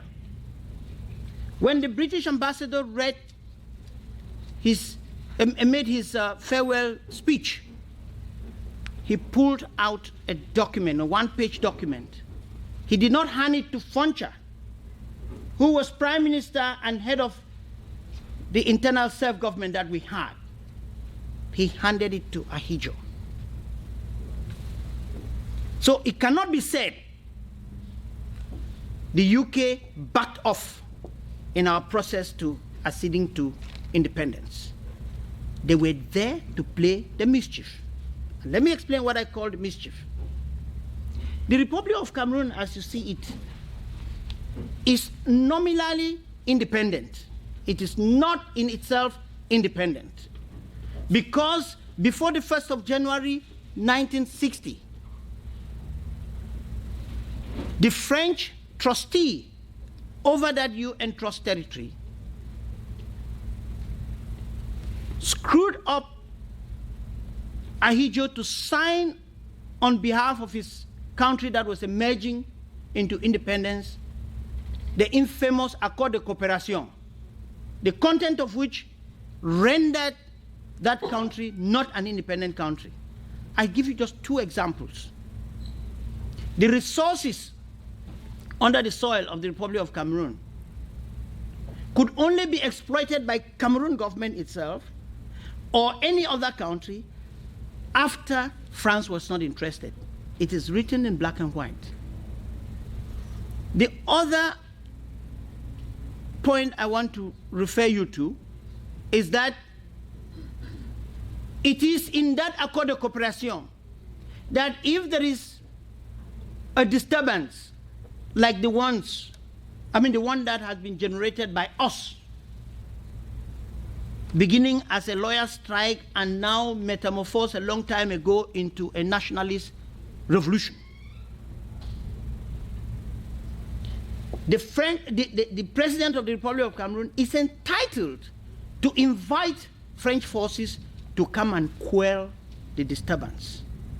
And that if the President of the Republic is unable to do that, the French ambassador in Cameroon can call in the forces. That is a country that is still colonized par excellence. The independence they have is a shell. It has no content in terms of power. Many people here, I'm sure my lecturers remember, that in Yaoundé there was a time we were still paying rents on ministerial blocks to France. And Ahidjo stubbornly at some point decided to backpedal on that the building is in Cameroon, it is owned by us, we cannot be paying rents on it to France. But these are not things that are written. They call it in Nigeria 419. In Cameroon, it is section 318. Part of it talks of obtaining by false pretenses. Take the discussions in the run-up to independence between Ahidjo and Foncha. They were all indications that we're going to be a two-state federation of equal states of equal status that will constitute the federation. And lo and behold, before even they had the opportunity of discussing the framework, the constitutional framework to accommodate this idea of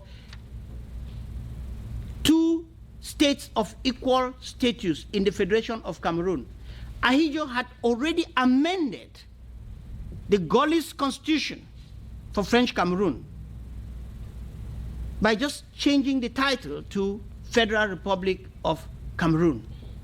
He subsequently went to the, I think it was the Cameroon Parliament, the Parliament of the Republic, apologetically to say, don't worry. This is not a question of bringing people with equal status as we were talking in the UN and in the London talks. We are actually recovering part of our territory that used to be part of the German territory. In effect, they propounded a theory of the United Republic of Cameroon being a resurrection of German Cameroon. I question that, and question it concretely.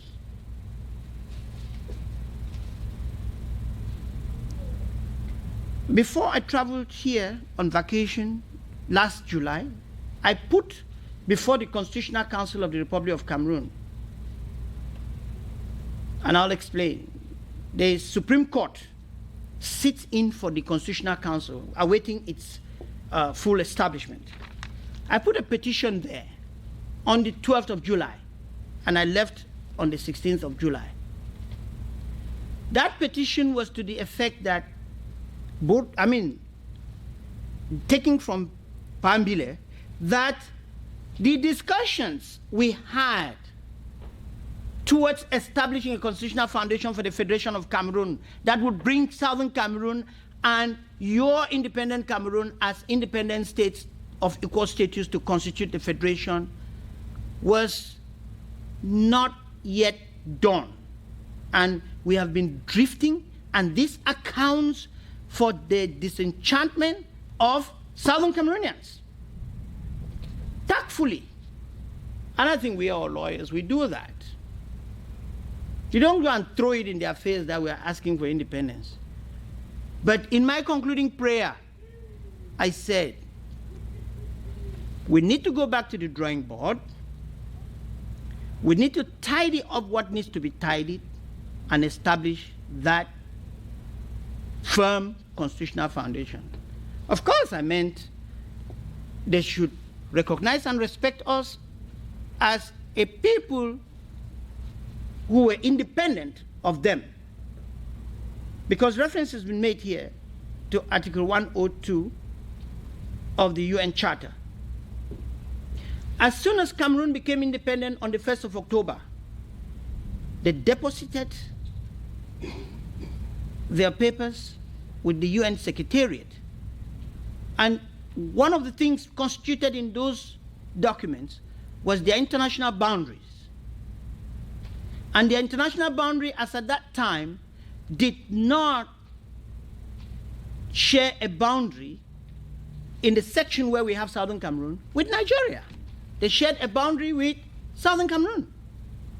And if subsequently it is agreed that we had become part of them,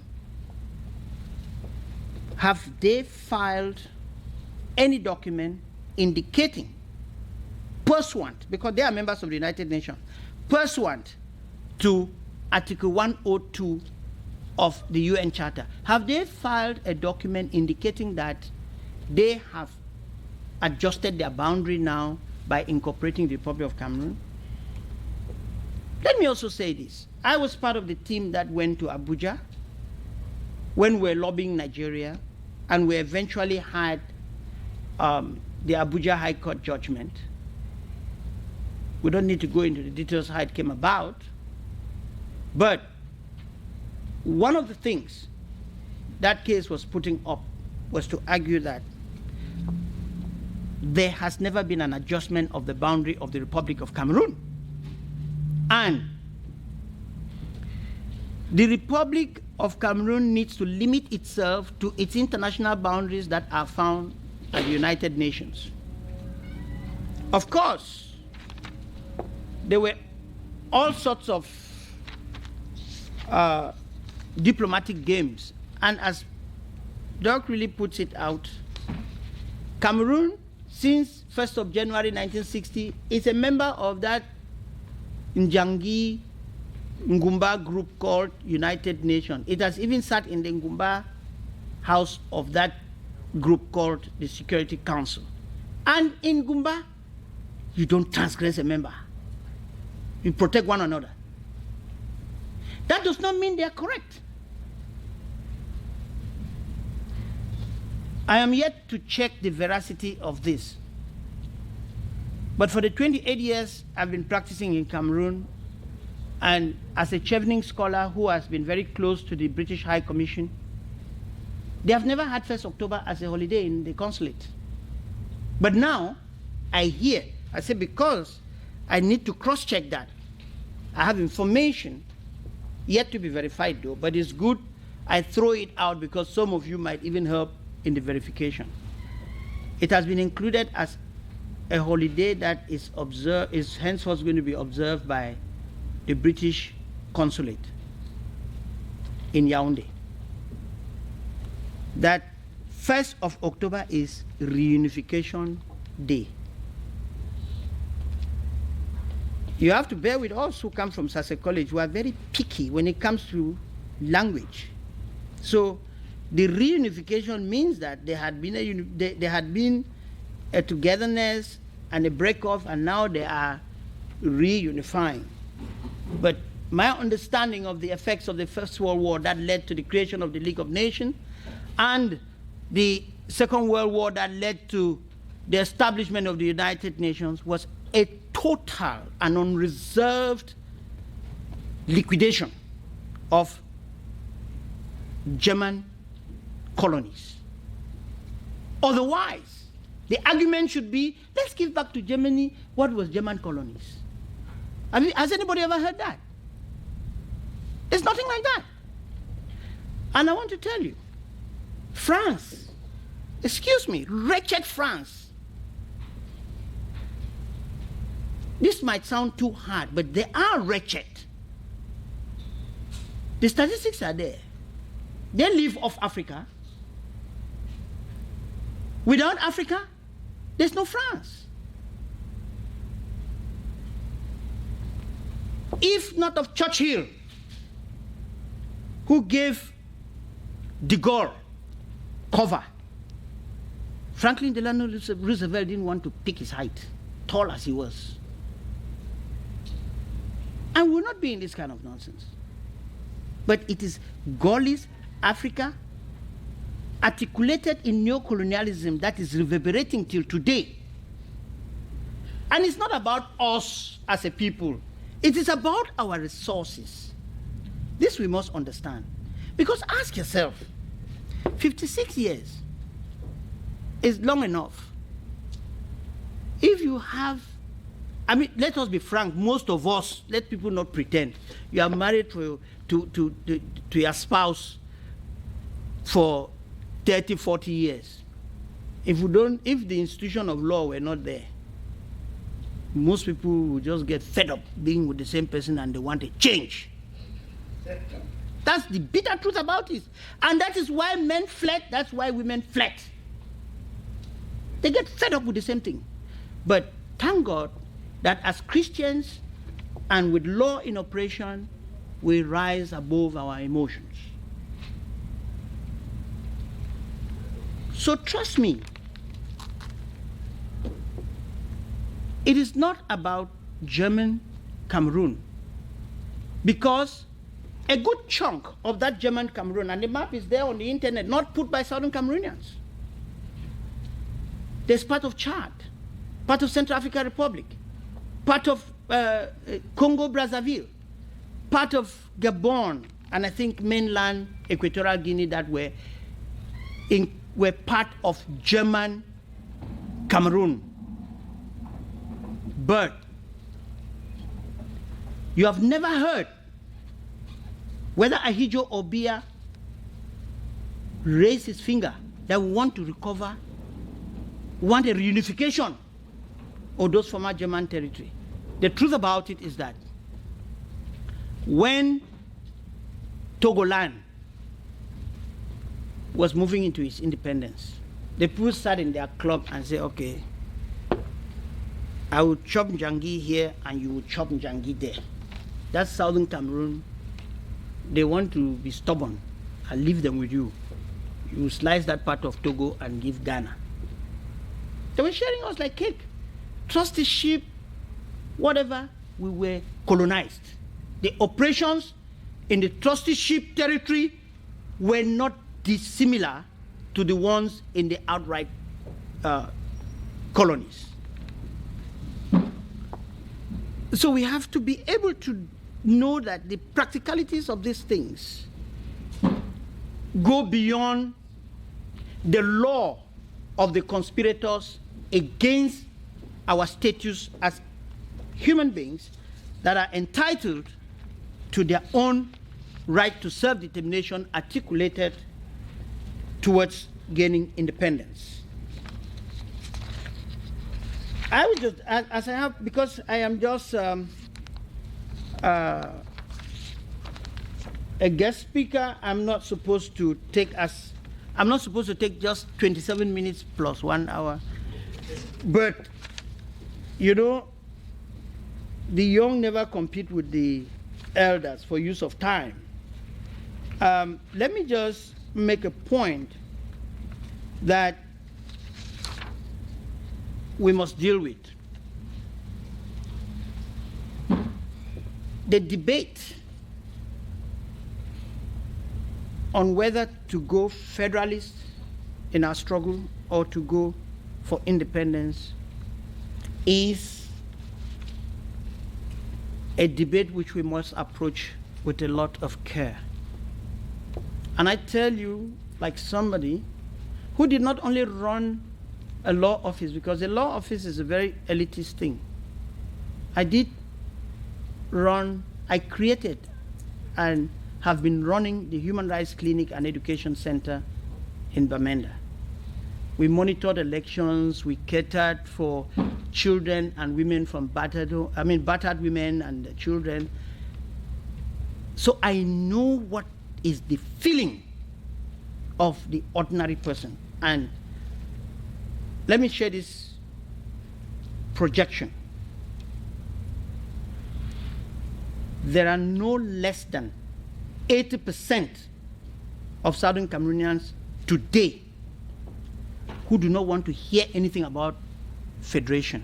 It might be a stupid decision, but that is the current. There is also a 10% who are very different from Dr. Moonzu, because he's approaching it objectively. It's not something he wants to make anything out of. He's comfortable. In fact, when he set up Mountain View Law Office in Victoria, I said, wow, he's going to sweep the clients. But it didn't take long. The UN said, come go to Ivory Coast and assist the Secretary General there. And if I celebrated it, it was not because of how much entered your purse. It was because you were going to leave another French-sponsored lie, and that was going to inspire us to discover the truth in our own case, which is also being manipulated by the invisible hand of France. We know that President Ouattara, whatever arguments we may have, both of his parents come from Burkina Faso and Mali. And that is typical of French modus operandi. They make sure they put you where you don't belong so that you are responsive to their dictates. Gbagbo's crime is that he took up his head against the French. The details nobody in this hall has as much as Doug has. And what I'm saying is that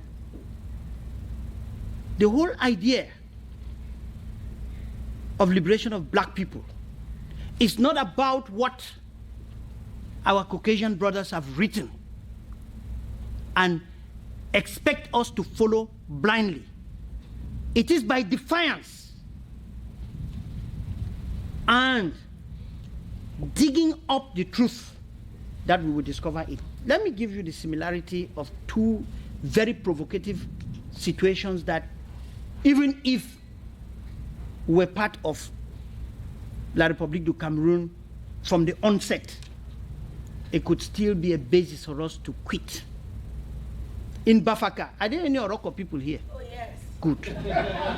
Thank you, my sister. Yes. You know that in Bafaka, yes. And one of my classmates from Sase College is claiming to be chief there. I've told him to stop that nonsense. It's not a French military base. It's not the French people. There are business people who are connected to the French establishment with the cover of people in Cameroon establishment. They are mining gold in Bafaka. How many scholarships have you people had from Bafaka? None, right? The road to that place is a nightmare, isn't it? See, when you look at my wife for too long, I don't find it funny.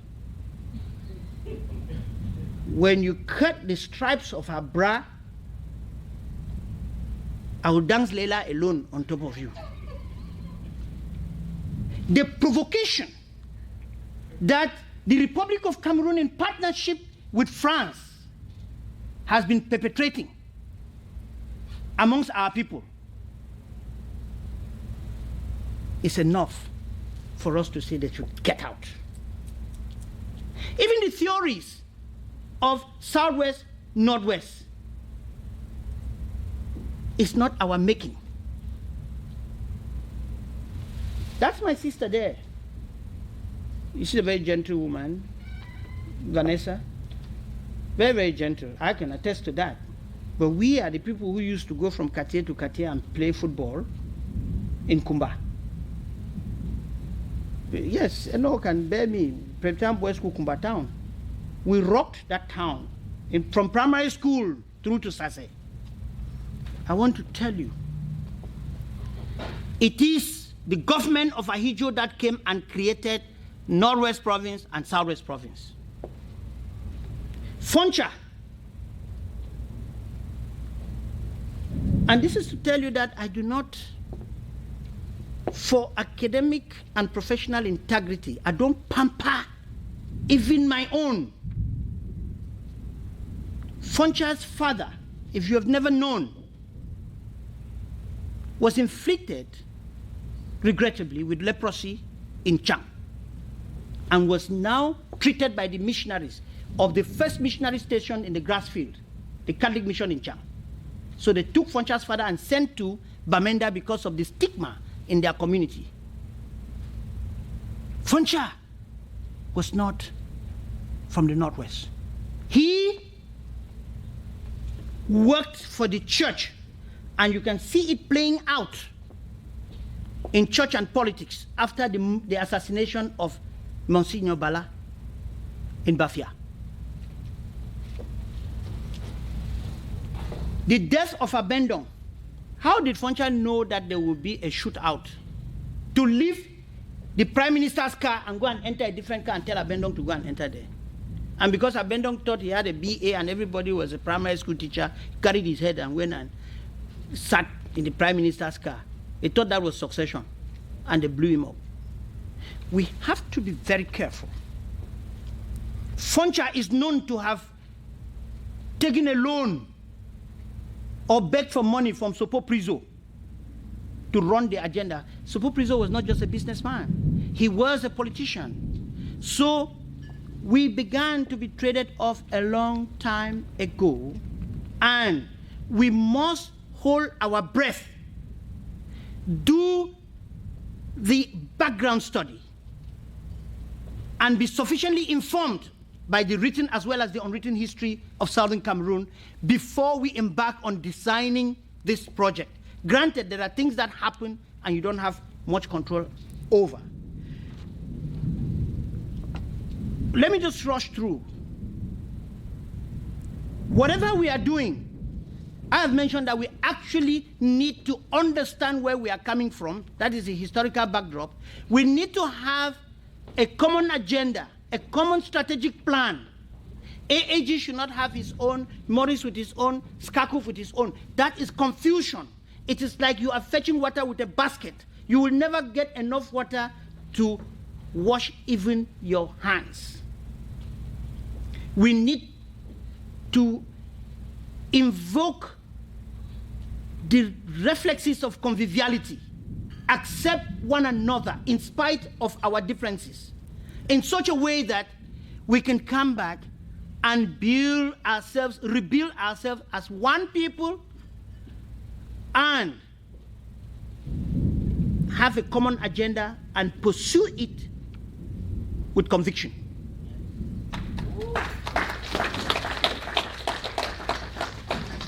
The invectives that our younger brother Tasang has been throwing on one of the finest gentlemen, and this is not to flatter you, it's because even when you were in Monte-en-Rouge, is it Monte-en-Rouge? Towards Simeon. Monte-en-Rouge, yes. I used to trek from Obili to come and visit you in the house. And when your colleagues, may his soul rest in peace, they deliberately chose to frustrate what you describe as some of the brightest students you ever had in your class in Waikele, you lambasted him. Said, didn't you know these were the best we have seen in many years? And I maintain my respect. Those years passed, now until tomorrow. Because I know, simply from being a gentleman, you are an icon, and you are also very, very resourceful, that by mutually agreeing that nobody has a monopoly of the right thing, we can move this process faster. And this tells me something. Who owns this, our liberation process? There are too many owners. Those of you here, apart from AAG, who are not doing relief work, but who are buying political representation from people they don't know. Tasang, if you recognize me as the representative of Consortium or Skakuf, I'll send you money. I'll mobilize my people. That's why now, if you call a fundraiser in this North America, I challenge you, you cannot get $3,000 on this Southern Cameroon issue until we are able to clear all these divides.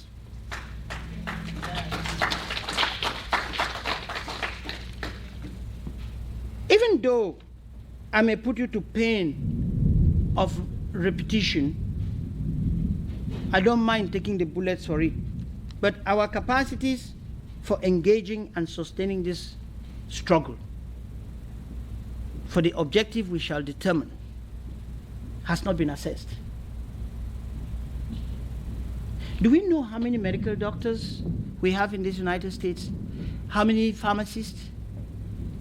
In fact, let me cut it short. I only know of two professional associations, the Cameroon Society of Engineers, from which you can extract those of Southern Cameroon stock, and the Cameroon Society of Physicians, from which you can do the same thing.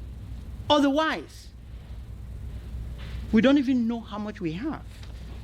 Even as a resource base for fundraiser, I did a rough calculation that if we have just 5,000 and everybody said they were going to pay $10, they're going to contribute $10 a month. For 12 months, that's $120. Do the maths. How much would that give you? And if we do it and pass it to a credible organ manned by the people harvested from the nursery called Anglophone Action Group, AAG. Because you've proven your mettle that you have integrity, you are accountable. That is why people have called me and say, even though we don't share the political philosophy of AAG, they are the only people we can trust with our money. So we have been sending our money to them.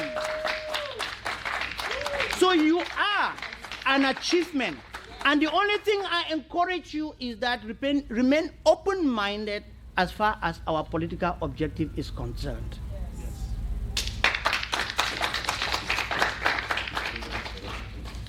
Now, it is because I say that I like to keep the house together, and there are a few friends who always tell me, this your philosophy of lefam is what is killing us. As soon as I landed in the hotel, I told Prof, I said, you don't need to bother to respond to most of these things. You've done it once, forget about it. If I were to tell you people the hacking that I received in Cameroon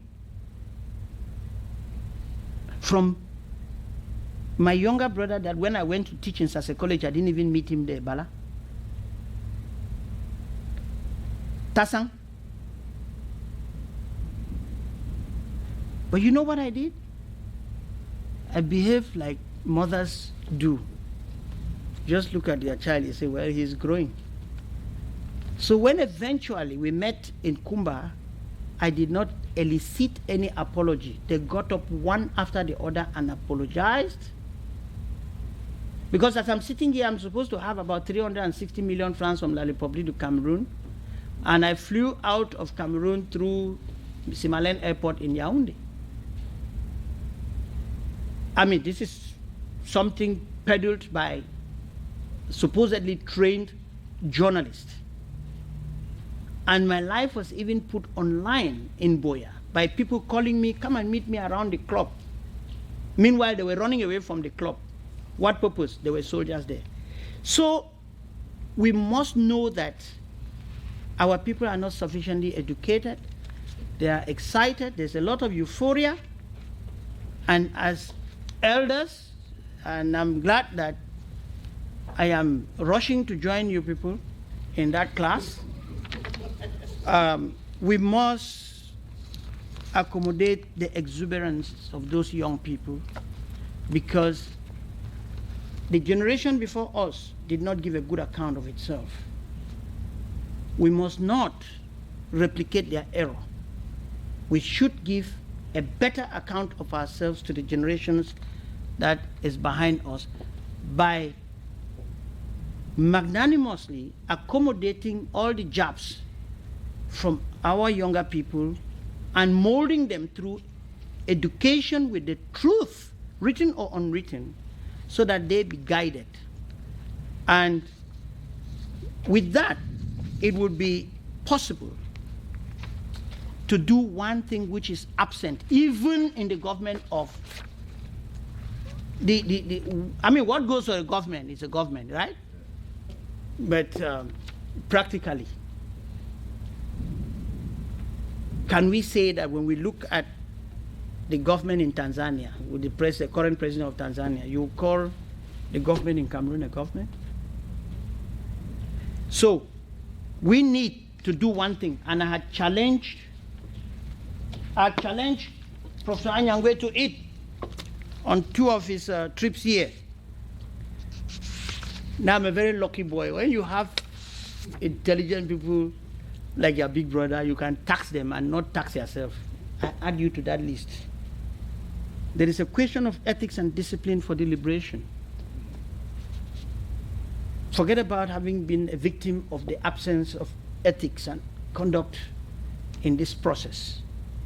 We need to establish urgently the ethics of the process in which, whether we like it or not, the person who wants to stand aside from this process is going to be he's going to be a secondary smoker of the hemp. It will affect you. Because if it affects any member of your family, it has affected you. And this is what I had to say about this question of ethics. The vertical pillars of the liberation struggle produce unhealthy competition. And out of unhealthy competition, you have people who say things that they cannot justify, things that hurt, things that can even expose you to be killed. Honestly speaking, when Atanganji made statements about me, and even hired private militia to eliminate me, and it leaked, when he came to Bamenda, they took only on the statement he made on television, and they were going to liquidate him. But I will never spill blood, because every day I get up from bed, I invoke the blood of Jesus to cover me.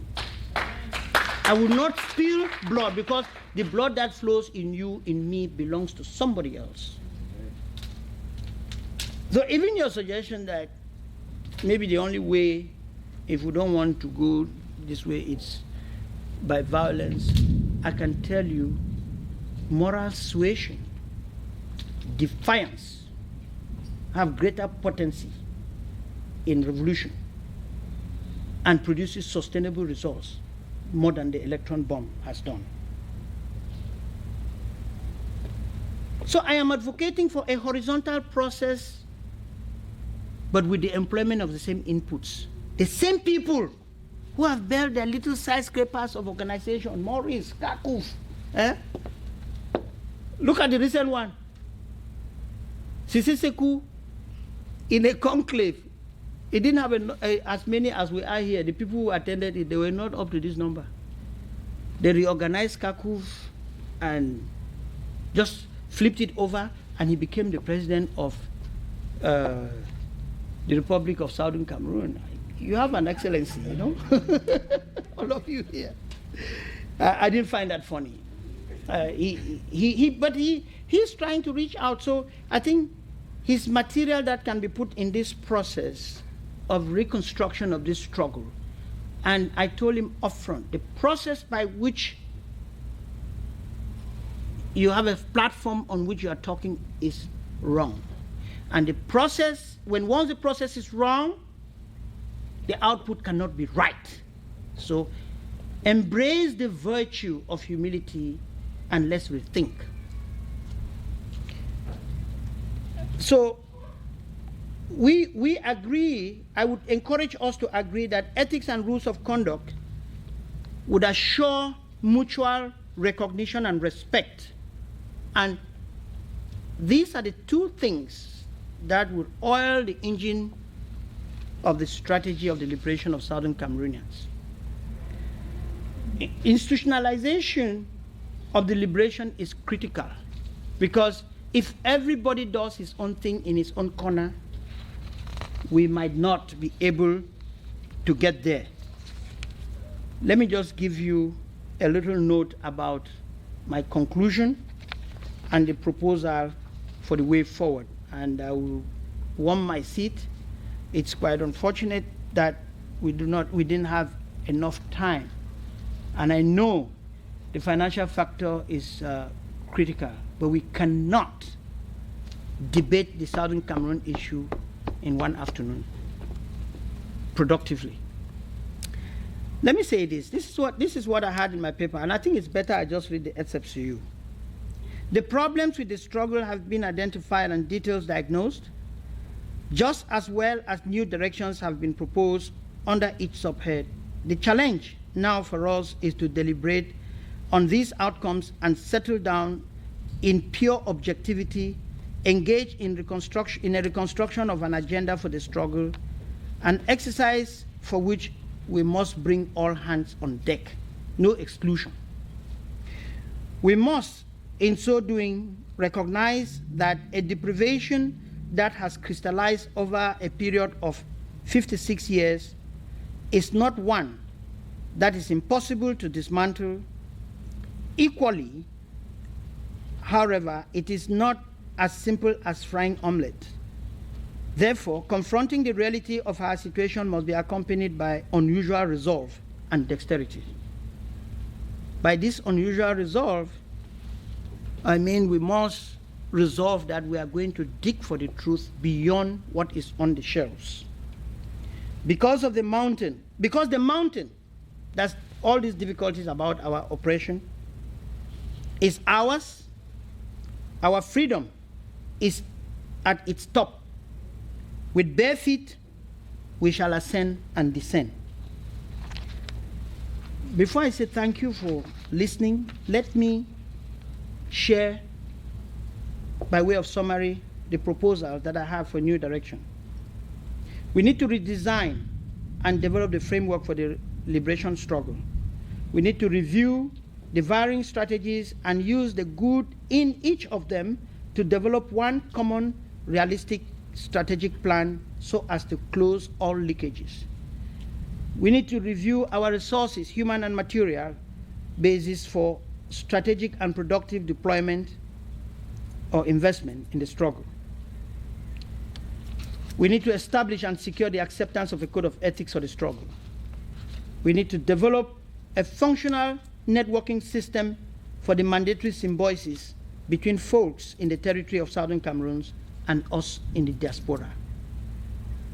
It is the failure of clear, truthful communication between the diaspora and those in the territory that is responsible for some of the blockages that we are suffering. We need consciously to begin to lay the foundations of a sustainable democratic nation right from now. One of it is the right to debate. If you have a point, put it across politely with all respect to the other party's opinion. And then by the time you sieve the differences, you'll definitely find a common ground where you and your apparent opponent will not disagree. We need to develop the proper qualities and processes for selection and the roles of leadership in the struggle and afterwards.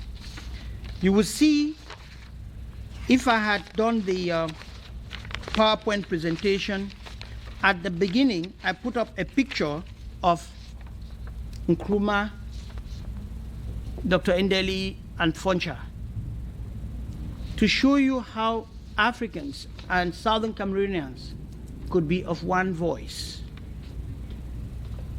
That we have lost, that we need to regain.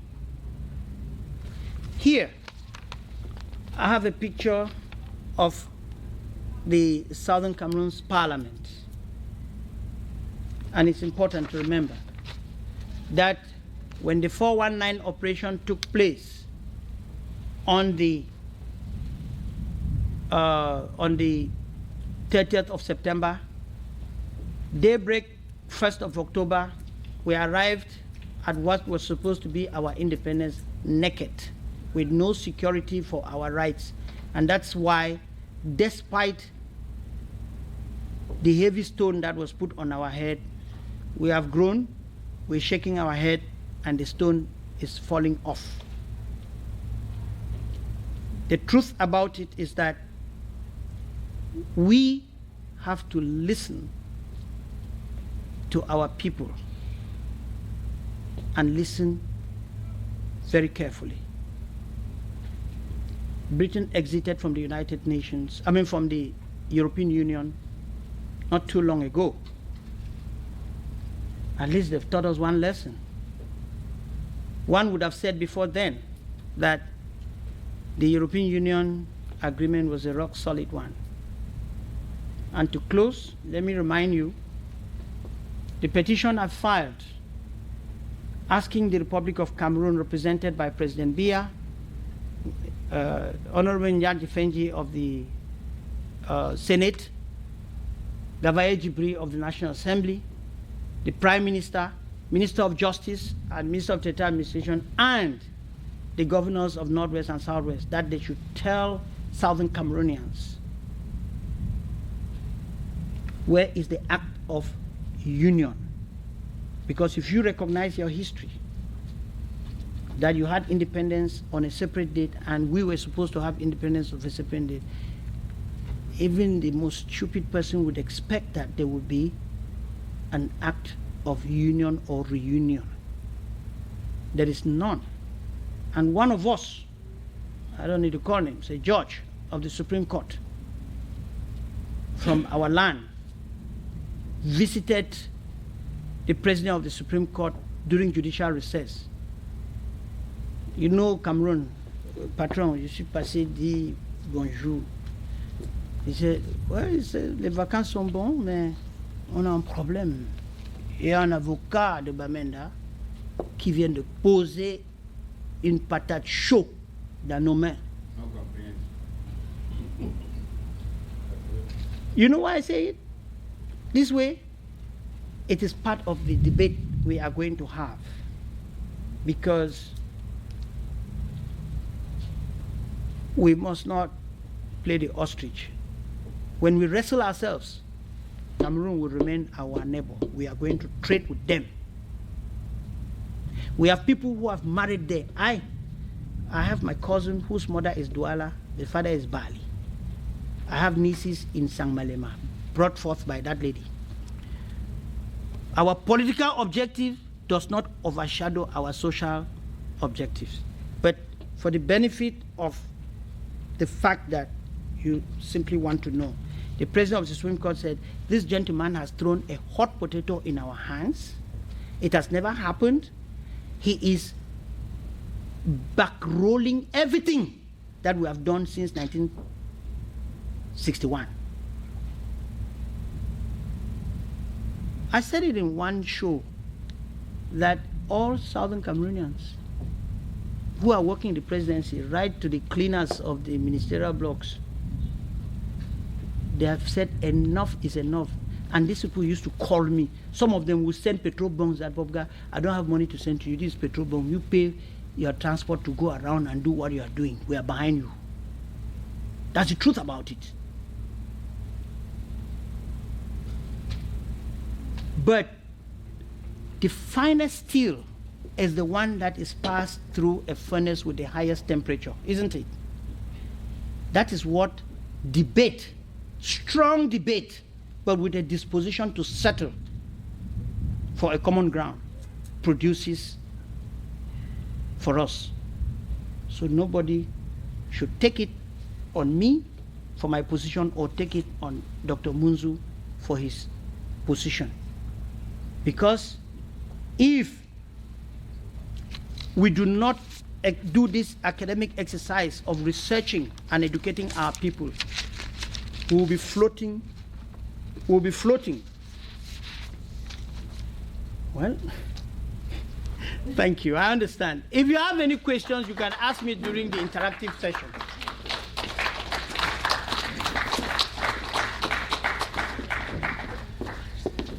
All right, ladies and gentlemen, let's thank Barrister Bobga again for that presentation.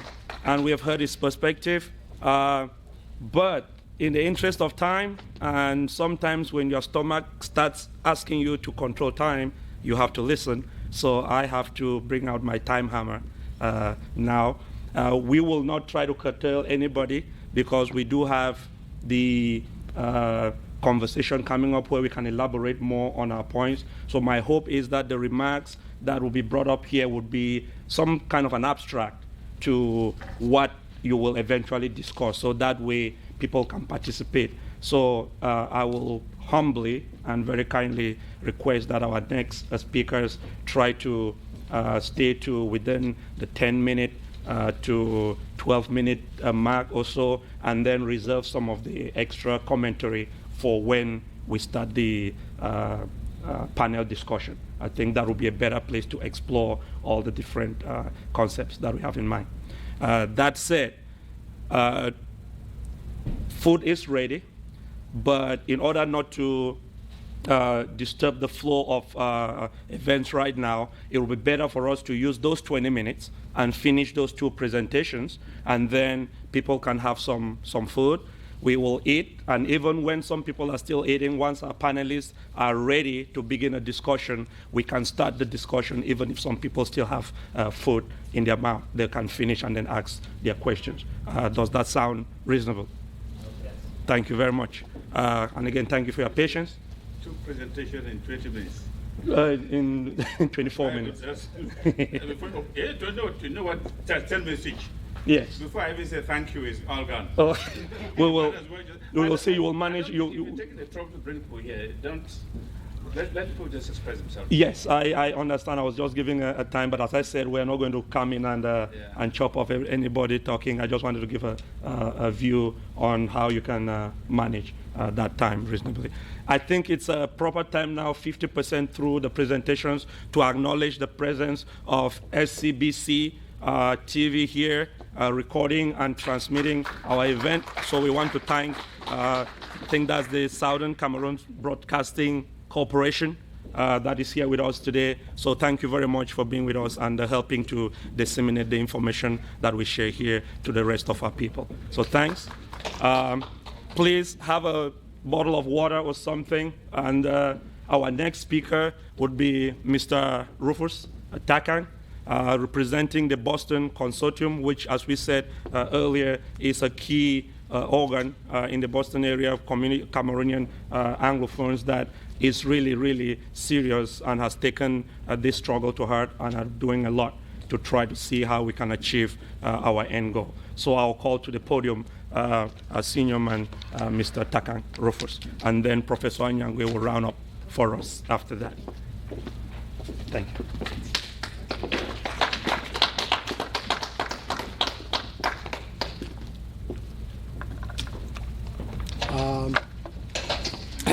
I want to thank AAG for organizing this conference so that we can talk about the problems affecting Cameroon. I'm not a lawyer, I'm a teacher and in IT, so I may not be as eloquent and prolific like the lawyers have done.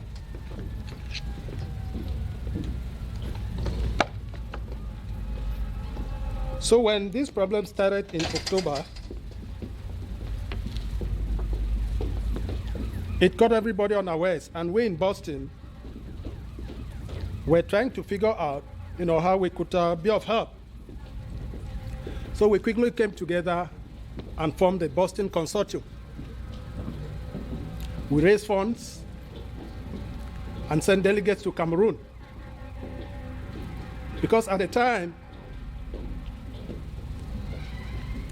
a lot of them were attacked by the military, and we understood that pain does not wait. Then about 4 weeks ago, I had the opportunity to speak with Dr. Eseme,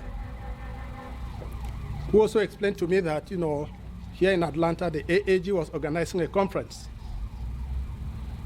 And that when the problem started, they too here were caught unawares, and they were trying to figure out how to help. And so they came up with what they said, numbers do not lie. And since then, they have been sending help to Nkondenge Yaoundé, just like we also sent delegates in Cameroon to help those who are afflicted. So it's a very good thing. It's a very genuine cause that both Atlanta and Boston are doing. And permit me say that there are other groups or other areas where concerned Southern Cameroonians got into action when the movement started. In Washington, D.C., in Houston, Texas, in Minnesota, and in California.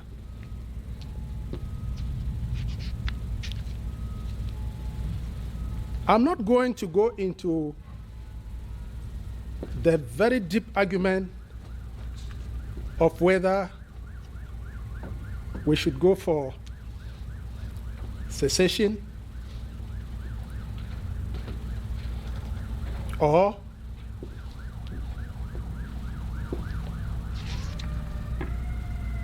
how about the present system even? We've not mentioned, we didn't say anything about the present system. That is the centralized government. Because there are still some Cameroonians who also want that system to continue. Are we going to avoid them in this argument.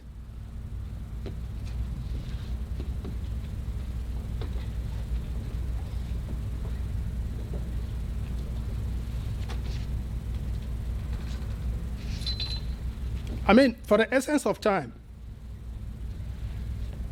in my write-up here, we know that the two systems, the French system, highly centralized, is remarkably very different from the English system, where we have autonomy.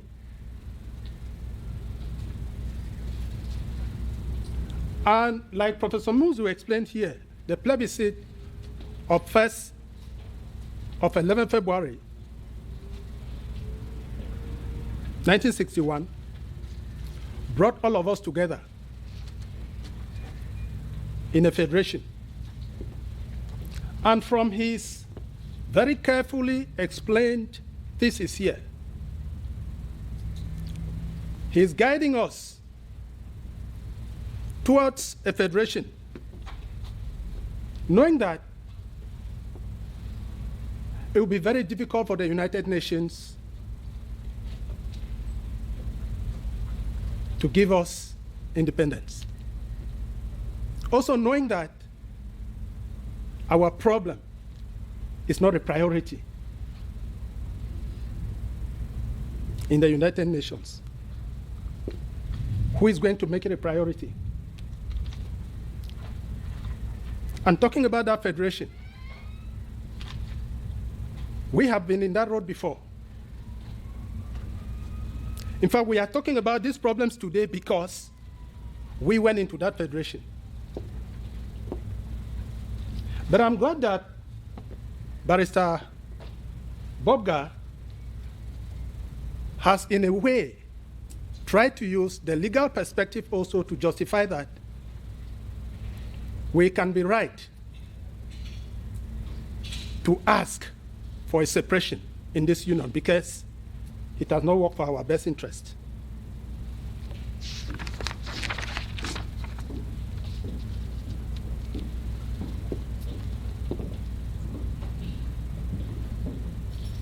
So if we are talking about the federation, by proposing a federation, are we trying by all costs to keep Cameroon as one and indivisible country? Or by proposing a federation, are we trying to make Cameroon a nation? What are the foundations of unity in that federation? That is unity of us, the Anglophones who came with a different culture, and the unity with the Francophones who also have a different culture. What are those foundations?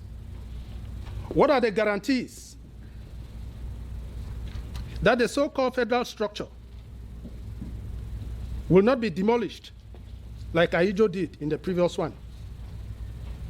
And what is the guarantee that another strong man will not dismantle any other federation that will go in for? In political theory, a federal structure is the best geopolitical arrangement for a people who are diverse or fragmented, but have a cluster of generally coherent values which exhibit themselves with some vitality among the people. Without any coherent values between the people of East Cameroon and those of West Cameroon, I do not see the basis of a federation. It is clear that the enforced unity and integration the government has imposed on us for 56 years has not produced any necessary cluster of shared and coherent political values. Why then should any reasonable person of Southern Cameroonian origin think that we should go back into a federation? That is why, contrary to the expectations, the experimental federal system, 1961 to 72, did not provide the equal partnership to both parties In fact, it turned out to be a mere transitionary phase to a more total integration of the Anglophone region into a strongly centralized unitary state.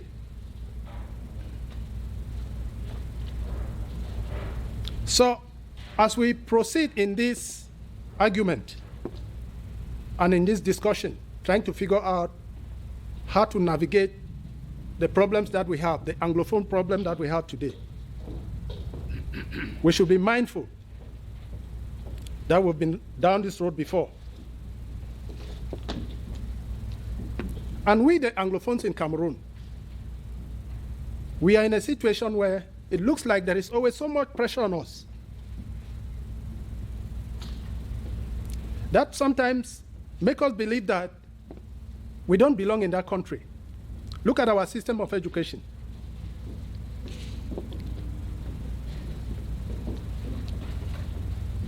Do we remember the successive attempts by the government to muddy and undermine the Anglophone system of education in a country, Cameroon, where we also feel that we are part of it? In 1980, an attempt was made to harmonize the syllabus by bringing in more elements of the La République's syllabus into the content. That was very, very resisted. In 1984, the government attempted to abolish the GCE by coming up with what we call the group subjects. That again was resisted. And in fact, it was because of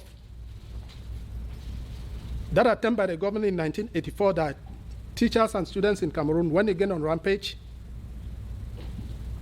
and clamored for a GC board. That was finally created on 10 November 1993. It was for the fear that the government could just turn around someday and change our system. So we can see from these instances that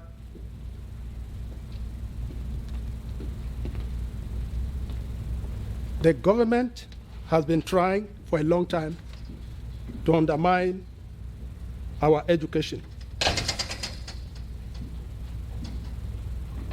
And when you try to undermine the education of a whole people, it can go beyond just education.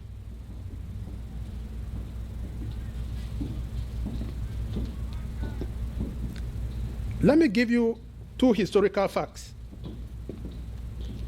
From 78 AD to 83 AD, the Britons who became the colonial subjects of the Empire of Rome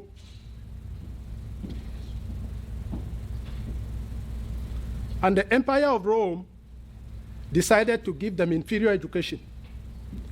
And the British reacted, the Britons, they reacted. And they did not send their children to school for 2 years.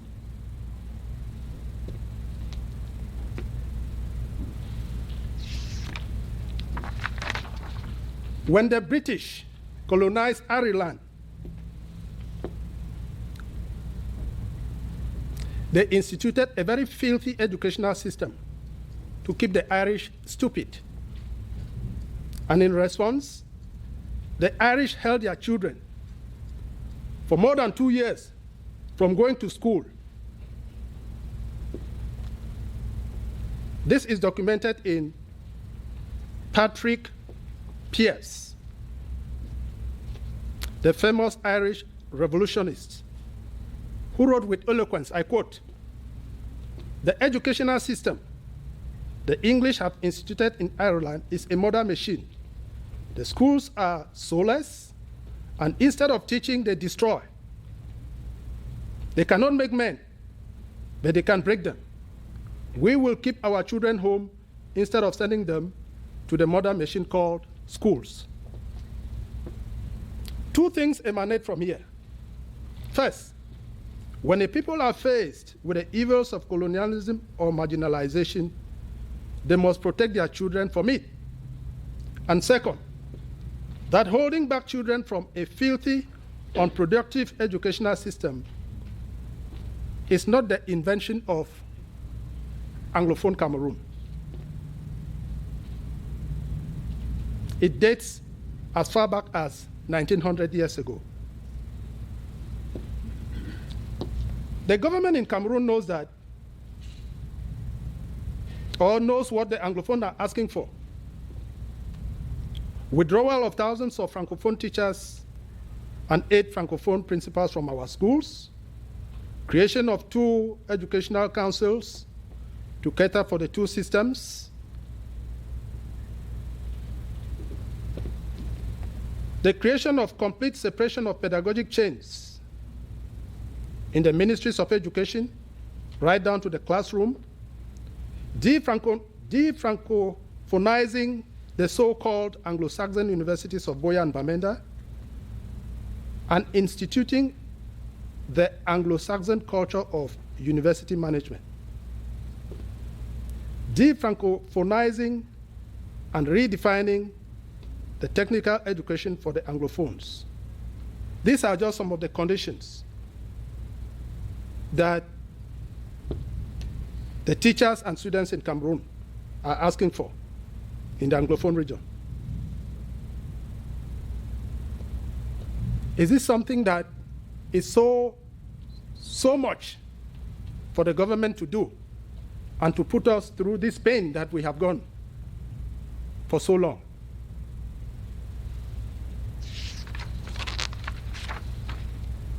And as Professor Moonzu and Barrister Bobga said here, even our legal practice in Cameroon, the common law system, has been hijacked because our people are tried in courts by people who don't know the common law. And so justice is not meted. That's a problem. So these issues constitute the fundamental basis of the Anglophone problem.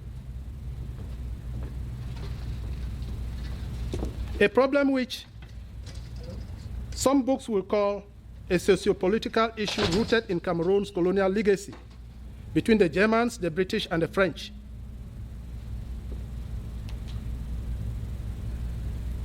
So I am here to also affirm what Professor Moonzu and Barrister Bobga have said, that we have had these problems for too long, and we are looking for real solutions.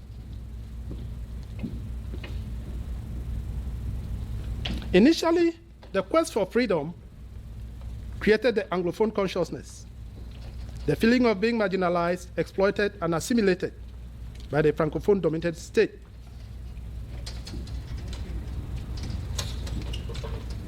In fact, since this crisis started,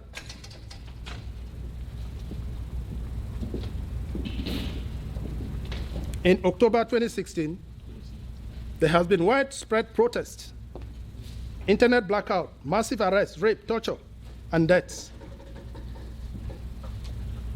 But the irony is that there are still some Anglophones who don't have a clue of what this problem is. And that is why this hall is empty. When my sister picked me up yesterday from the airport,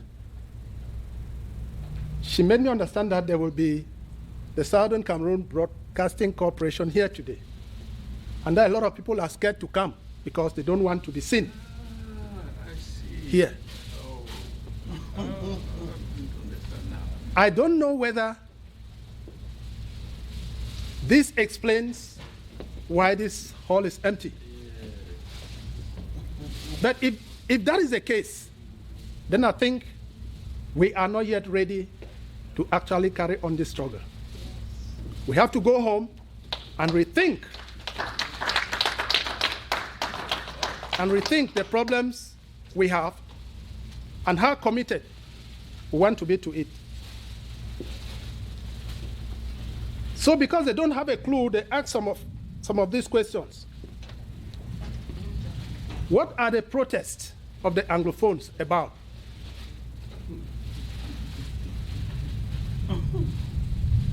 Let us answer them. Those protests are against the supposed subordinate position of the Anglophones, against acculturation and assimilation of the Anglo-Saxon culture by the majority Francophones.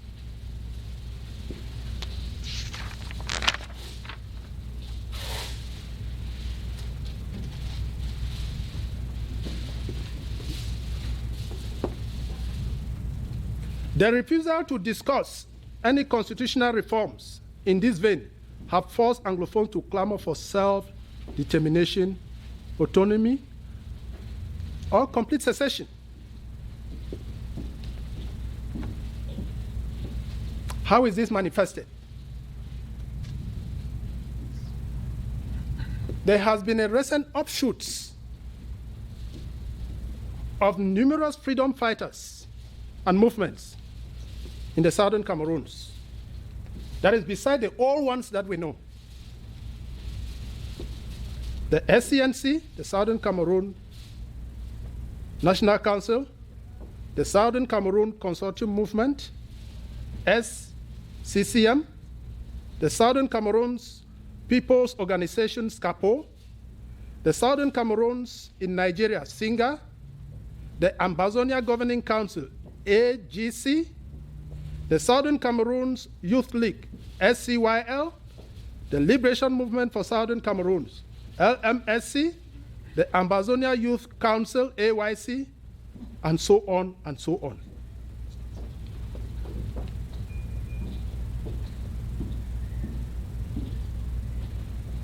All of these movements and groups have coalesced into a common frontline movement called the Southern Cameroon Ambazonia Consortium United Front, which Professor Moonzu here finds a serious problem with the name. Either because the name is not united enough, or because maybe it's too long. But it's an effort by a people who have been subjugated, trying to unify themselves in a common front and fight for a common purpose.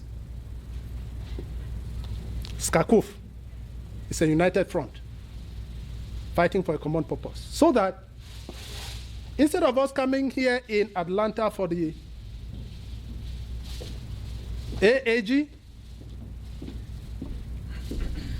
and coming in Boston for the Boston Consortium, or going in California for some other different name, we will one day say that we as Anglophone Cameroonians are coming somewhere for a common name. So that is the initiative of SCACUF. If we feel that that name is not good for us and it's not united enough, as part of this argument, we should be thinking about a name that will unite us more and deliver the goods. And in that effort, a governing council has been created. That is the executive arm of the movement.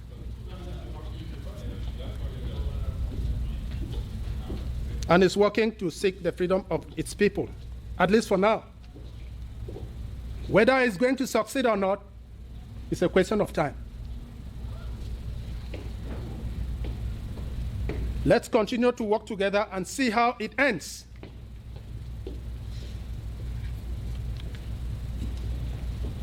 Also, in the recent conclave, they also created a transitory legislative branch representing the people of Southern Cameroons and a judiciary council.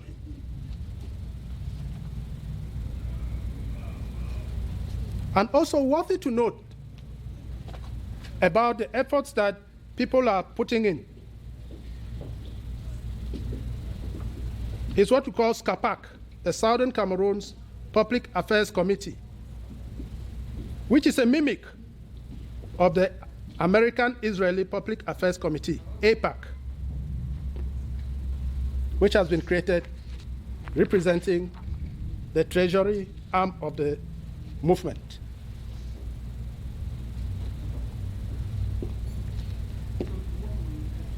And as we speak, the services of a reputable law firm have been sought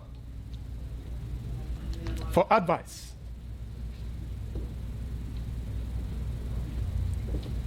The role of that law firm is not to go sue La République, because I know Professor Moonzu emphasized so much on that.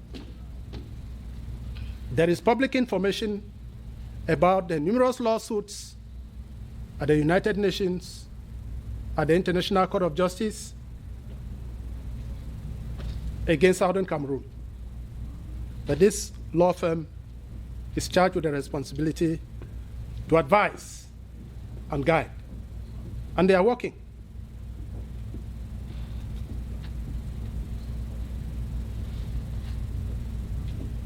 So, ladies and gentlemen, because of time, I think maybe I must have spent the 10 minutes or maybe 15, I don't know. But for the essence of time, I want to say that the stakes are too high. This is a serious problem. And neither the government or ourselves, the Anglophones, did not know that this is how far we could carry on this movement. So we want everybody to get involved, ask questions, attend meetings, and find out how you can contribute. Because sooner or later, the situation will not be the same again.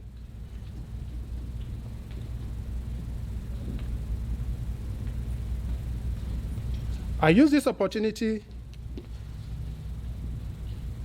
to call on the government to initiate very concrete steps, not window dressing offers, to resolve the problem once and for all, because failure to do so will be harmful to both parties in the present and succeeding generations.